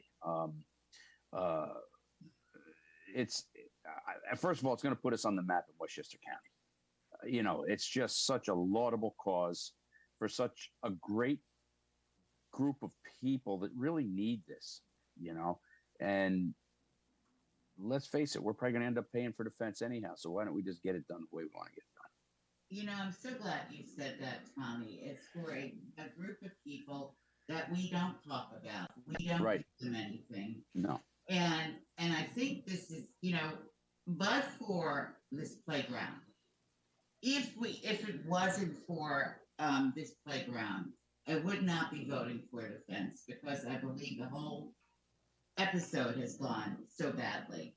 Yeah. However, I'm not about to want to hinder the children's ability to use this playground. I just hope that in the future that the board will just kind of watch when residents come and offer what they would like to see. I think about the skateboard park that's right outside of Town Hall. When the women initially went to the commission, I'm not sure how they were met, but the commission went aside and said, we'll work with you to try to make this happen. And they did. They went to Michael Kaplowitz and he got the money. So I think that very often we think we're doing always the best thing for our children. However, there's some children that might not be able to use what we built, or might not be comfortable. But when people come forward and say, this is good for children who are disabled, I think we need to learn to listen. Yeah. I mean, we had a wonderful ceremony up there that Diana was involved in at that point in time. And to see that young lad light up, to see that we were going to get something like this was very touching. Mm-hmm. To think that, hey, I'm going to be able to go down this thing in my wheelchair.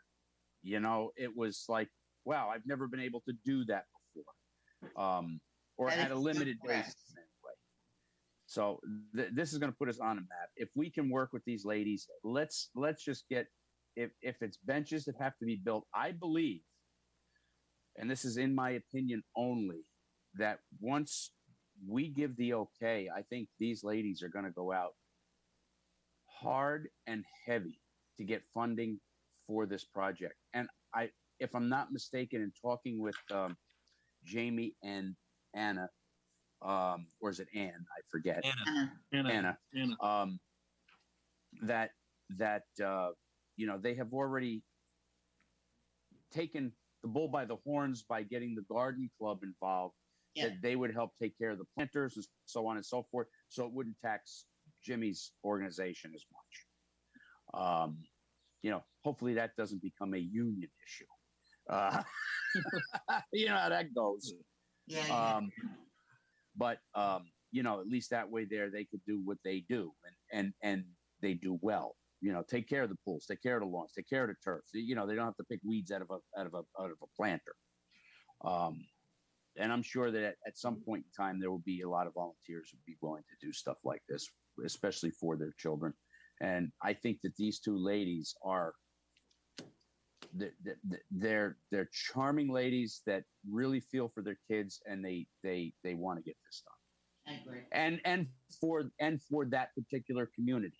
Absolutely. For that. I'm just trying to think in my head, just practically how we can move ahead. I mean, I'm wondering if it's going to be similar to, and I guess we'll have to talk to Jamie and Anna. Yeah. But I'm thinking maybe it's similar to the gazebo, where we may purchase the material and they can, maybe we can come up with some kind of creative solution like that, where they can bring in the people to install it if they want to connect the. They've already began to fundraise, so I think they do have some money. They got $5,000 or $6,000 now. Last I talked to them, they may have more. I don't know. Yeah.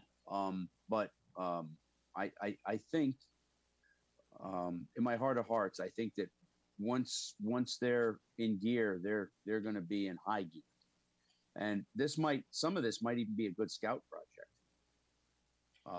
for Eagle Scout to be building these benches and so forth. Matter of fact, I had somebody that I got Nestor Garcia. I have to contact. There's two benches that are already inside the playground area. Just FYI. Okay, and if they don't work out into the and the playground area is going to go down onto where the putting green was, Jim. No, the playground area. The playground's up top. Up top. Okay. And then the garden. The garden goes down. Okay. The garden goes down by the putting green. Mm-hmm. Yeah, because it's unfortunate because we thought that people were really going to use that little putting green, but sometimes it works. Sometimes people may not know it's there. Yeah. It looks it's kind of haggard. So I just want to hear from the rest of the board, though. So I know where Tommy and Alice are. Yep. Councilman Patel. Yes. Any thoughts on this? We should have one little more publicity in what we are intent to do. Are you comfortable with just the fence, or are you comfortable with integrating the planters with the fence? We can put the planters too. I have no objection to that, but we want to make sure that we cover all the angles, either coming in, because there may be another kind of solar cell comes in with very small units. You can just install it like you do something in your home. Then what kind of law will be following in? Right. Well, no, I think no. We're off the solar law. So for the Granite Knolls playground. Oh yeah, that's just really, how much money? That's another thing. Well, I mean, that's I think we can have a public-private partnership with this group to see if they can offset some of the costs. Councilman Lachterman, any thoughts? I'm fine with the presentation from Jim. It's Well, Jim's Well, yeah, the question is, do you feel that Jim's presentation actually said that the planters wouldn't work? But we need. I'm sorry. Yes, we need the planters. Tommy's right. We have the people who will come in and take care of it, but it has to be. I don't know if it's integrate. Jim, you were saying to not integrate it with the fence, but to have it separate. I'm saying absolutely not to integrate it with the fence. I guess you guys didn't get my memo regarding this, but I did mention, and I don't know if anyone heard me, that there is a 10-foot by 80-foot area where you could still put these planters in the playground area, in a grass area. So you would still have the ability to have those senses and those sensory plants within the playground fenced-in area. To do a fence planter combo doesn't make a lot of sense, and the ability to execute will be very hard. and probably not likely to actually happen. So it's up to y'all. Well, I don't know if it's as hard as you think, but I thought that, having the planters separate, that's what I thought, That's what I was suggesting. To me, it could work either way. The problem that I see with the planters being integrated isn't so much making it work the right way, but when the plants inside of them are dead, it's just a low planter that someone could climb over. And I forget what is it? Elope is the term, Tommy? Yeah. So that would be the only issue I have with the planters. If they're high enough, then I don't think it's that much of an issue. So, And the idea, Ed, would be to make them with a composite type material. The planters would most likely be on top, so they'd be like a high backboard, like a high boy piano type of thing, where the keys are here and the planters are up here and the benches are down here, so that first of all there's limited maintenance other than for the plants, right? And then the just putting it together basically with the composite material, the plastic, and so on and so the extruded plastic that they use now for just about everything. When you think about it, it gives a parent somewhere a week, somewhere to sit and be able to watch them and be able to jump up and get them. Yep. Because they're probably not the parents that are going to be sitting there on their iPhones. They're going to be monitoring what's going on because they know that what can happen. Look, as long as the area could be blocked off well enough to prevent it's closed in with the fence. Well, no, because if it's integrated, it's the bench and planter would be part of the fence.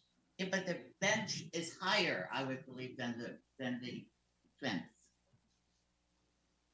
What are y'all referencing? The benches and how they're going to attach the fence.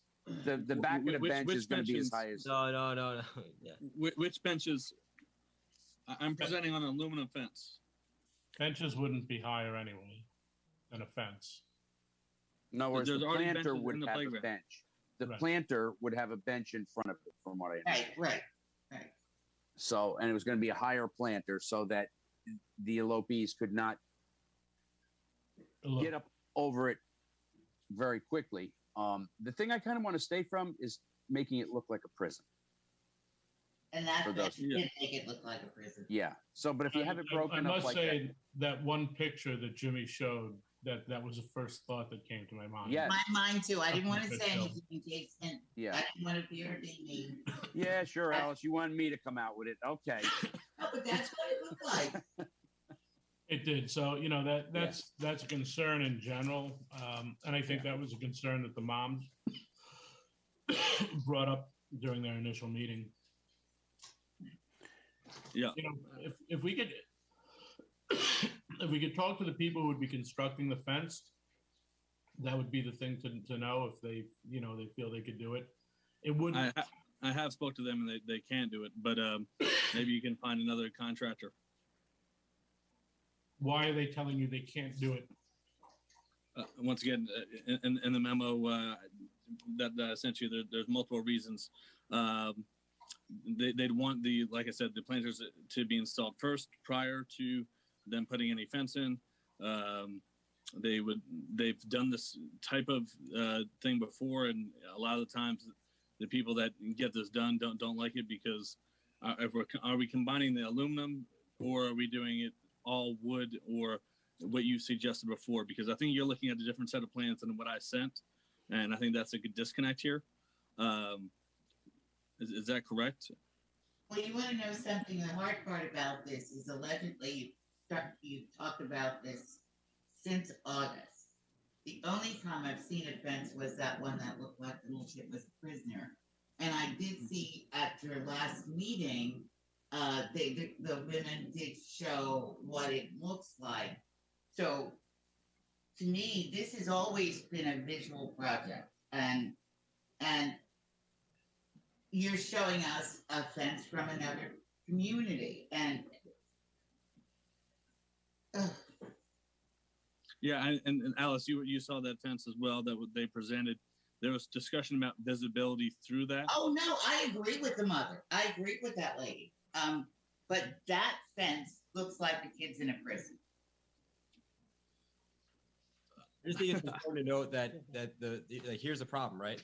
So in order to get the fence, the town board is going to have to authorize the allocation of dollars, right? Yeah, we were going to have to pay for it anyway. Right. So I don't think it's unfair for the town board to understand what they're buying and understand and also have some input in what it's going to be, right?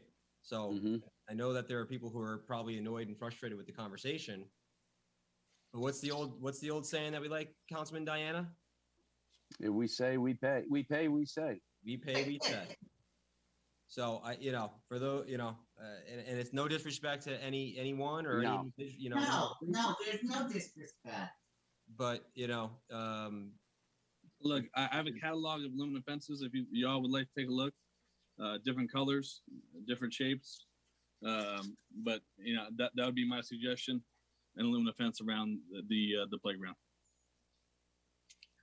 I like the material. It's like I thought you were going to do that kind of material because we spoke about that, and that's great. It's just that particular fence showed us was prison. Would white fence opposed to black be no, black is nice. If there's just something about that design that was awful. Yeah, you're right, Alice. It was just like the funny thing is the kids are going to be focused on the playground, not the fences around it. But, I know. Jimmy, that's please don't take this in a bad way. No, it's all right. It's probably just going to be more of an open concept playground at this juncture, is what I'm hearing. An open concept playground. I'm not following that. There's not going to be a fence. We're going to get the playground soon. No, we're going to have a fence. Okay. You know what I said to Matthew when he spoke to me earlier this week? I don't know when we spoke. But I said, this has been very frustrating for me. But for the kids, it would be an A vote for me. But for getting them their playground. Right. And I think that's a similar mindset to mine, which is we know this thing's coming. I don't want to be left in a position where the equipment gets here, even though we apparently have no idea when it's coming, which is frustrating, in itself, because we had thought that it was going to be here by Labor Day, and yet here, still squabbling over what kind of. Alice, what do you think about doing hanging planters off the edges of the fence and or putting planters around the back? I'm not the mother that has a child with a disability. So I am not an expert. I am what we did when we appointed several members to the board was to say, these people will be able to guide us. Yeah. Because we knew we hadn't done anything for children with disabilities.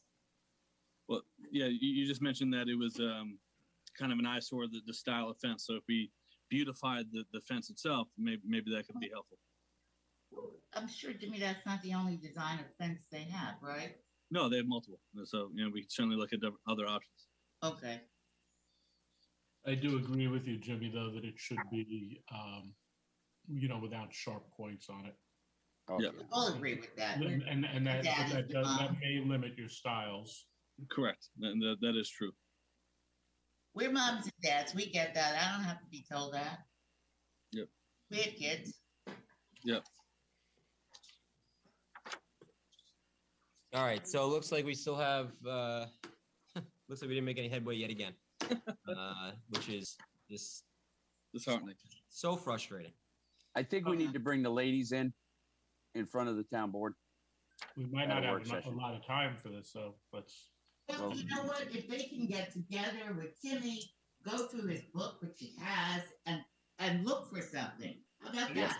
I guess I just don't see how hard it is to come up with a collective solution. It just, but. Like I said, as far as I'm concerned, if we can integrate the planter benches with the fence and they build off of that, I'm good with it. and instead of just surrounding it, making it look like a prison. That's just my thing. I think it becomes more attractive. Okay. That's just me. I'll second that. And we will, I guess we'll have to have another conversation to figure out how we want to move this forward. Okay. Very frustrating. So we want to go to the next and final item since it's very late. Great Thanksgiving, everybody. Thank you for Happy Thanksgiving. Happy Thanksgiving. Hey, Jim. Adam, master fee schedule legislation. Yep, it's simple. We're amending section 168.1 to allow the town board to amend the master fee schedule by resolution rather than by local law, just to provide some efficiencies and the ability to do that, on short notice if needed. Are we also? Yeah, I think we're all in agreement. The only question I had, and I think John can answer it, and it's a question Tommy had. What is an administrative fee? If they are not collecting a fee now to cover administration, what is this separate new fee? Yeah, I don't get administrative fee. When you do a building permit, you do what you pay for that building permit includes your inspections, etc. I just didn't get that one. Matter of fact, I was talking to Cortland today because I had to go for a permit and so forth, and I was asking them some of their fee schedules. Just for instance, their water tap fees are $375 for a residence. And we charge $1,500. 12, I think, for a 1 inch, and then it goes exponentially up from there. Now, these fees have been in place since Dino was a dinosaur. Yeah. And at that point in time, the water department may have done the water taps. Okay, they actually may have gone out and tapped the pipe. They don't do that anymore. No. They'll do it if they have to replace a line because of a breakage or something, but they don't do that. You have to hire somebody to come in and do your tap, which is usually about, I'm just going to use a number of $600 a tap. So you go 6, 12, and then I haven't even put the parts in on that yet. So that's just one. And then John and I actually had come up with a few more fees. So hopefully we can go over them. And one of the concerns that I have is that when I sat as clerk, if I wanted to change a fee, I had to justify it. I don't go looking at somebody else's price list and go, oh, I want that fee because they get it. I don't know what they do. Whatever. Again, this is just to, provide us with that. I agree with you. You have to do local law, though. And I also think it's important to note that we're still going to make sure that it's included as part of the budgetary process so that they're reviewed annually, so we don't have these issues where fees are not updated for years upon years upon years, and we find ourselves in a disadvantaged position. Yeah. Right. The local law is drafted and it's ready to go. I think it's the smart thing to do. Yes. So we can accept the new budget and then just open it up again and do this master fee schedule. Well, no, we're going to pass the budget. When we pass the budget, it includes a master fee schedule, right? Yep. If there are any amendments to the master fee schedule, we can take them up at a later point in time outside of the budgetary process. But as part of the budgetary process, the master fee schedule will continue to be reviewed on an annual basis to make sure, again, that we are, if there's anything that needs to be updated, it's done in a timely fashion and not decades later. Right. Which is what we're finding. I think that's why this is now a problem, because it's either you do it every year as you need it, and again, you don't look at somebody else's fees and go, oh yeah, I think I'll charge this because it's more. That is just first of all, that's lazy. And it's not right. You have to be able to justify it in your office. Well, am I correct? Yeah. No, listen, I agree with you 100%. You're 100% correct. That's why I think, though, it's important that it's part of the budgetary process. I agree. It's open. It's open. Yeah, but number one. And number two, it also gives the flexibility so that if something comes to be, you don't need a local law. Yeah. You don't need to jump through all these hoops to try to go fix it. We agree. Yeah. But how do you know how much money will come year after year? Well, that's why it's part of the budget also. So this way it's incorporated in our projected revenues. I'd like to make a motion that let's get it done. So we'll make a motion to refer out the local law and set public hearing. Yes, second. Adam's shaking his head. No, that's fine. That's fine. Why? What's Adam? You're shaking your head. What's up? Can't do it on Friday because he's not there. No, I won't be here either. What's wrong? No, it's fine. The law is drafted. Diana has it. Okay. Okay. Has the board seen it? Yeah. Yes. It was circulated last week. Yeah. Oh, yes, I did see it. I'm sorry. I apologize. So we're gonna refer it out and we'll set the public hearing for December. If I was to guess, the 21st would be the first time we could do it. This could be a Christmas present. Not for me. Not for you. Well, you still got a couple days left. Very good. So we have a motion, a second. All in favor? Aye. Aye. Any opposed? Motion carries. Very good. We have a couple of resolutions. We have a stormwater permit from the engineering department for Radcliffe Drive. They came before the town board, and so we have that. We have a bond release for 3379 Crampon Road, a bond release for 3150 Moss Lane.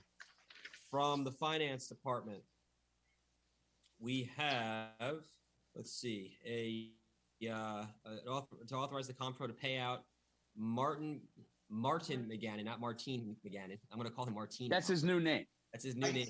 Oh, I can't wait to see him. Martine McGannon. I'm glad I didn't do this one. Oh, God.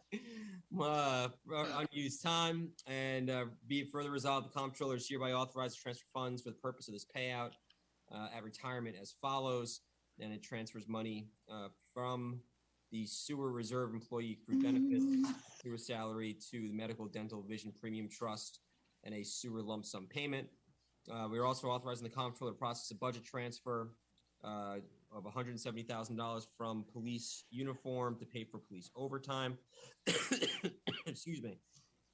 This covers overtime for 2021 payrolls from November 6th through the end of the year. We're also going to authorize the comptroller to release an escrow for a driveway permit, as well as a budget transfer is actually in here. And this is from the fund balance of $66,847 to the street sign marking line. This will be reimbursed.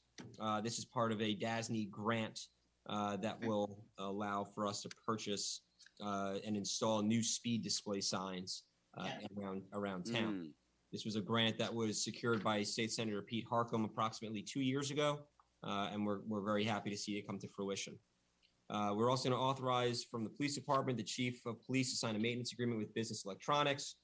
We're going to authorize the supervisor to enter into an agreement with the County of Westchester for the provision of expanded in-home services for the elderly. Adam, was there anything missing? Yeah, the one I sent you for the settlement of litigation.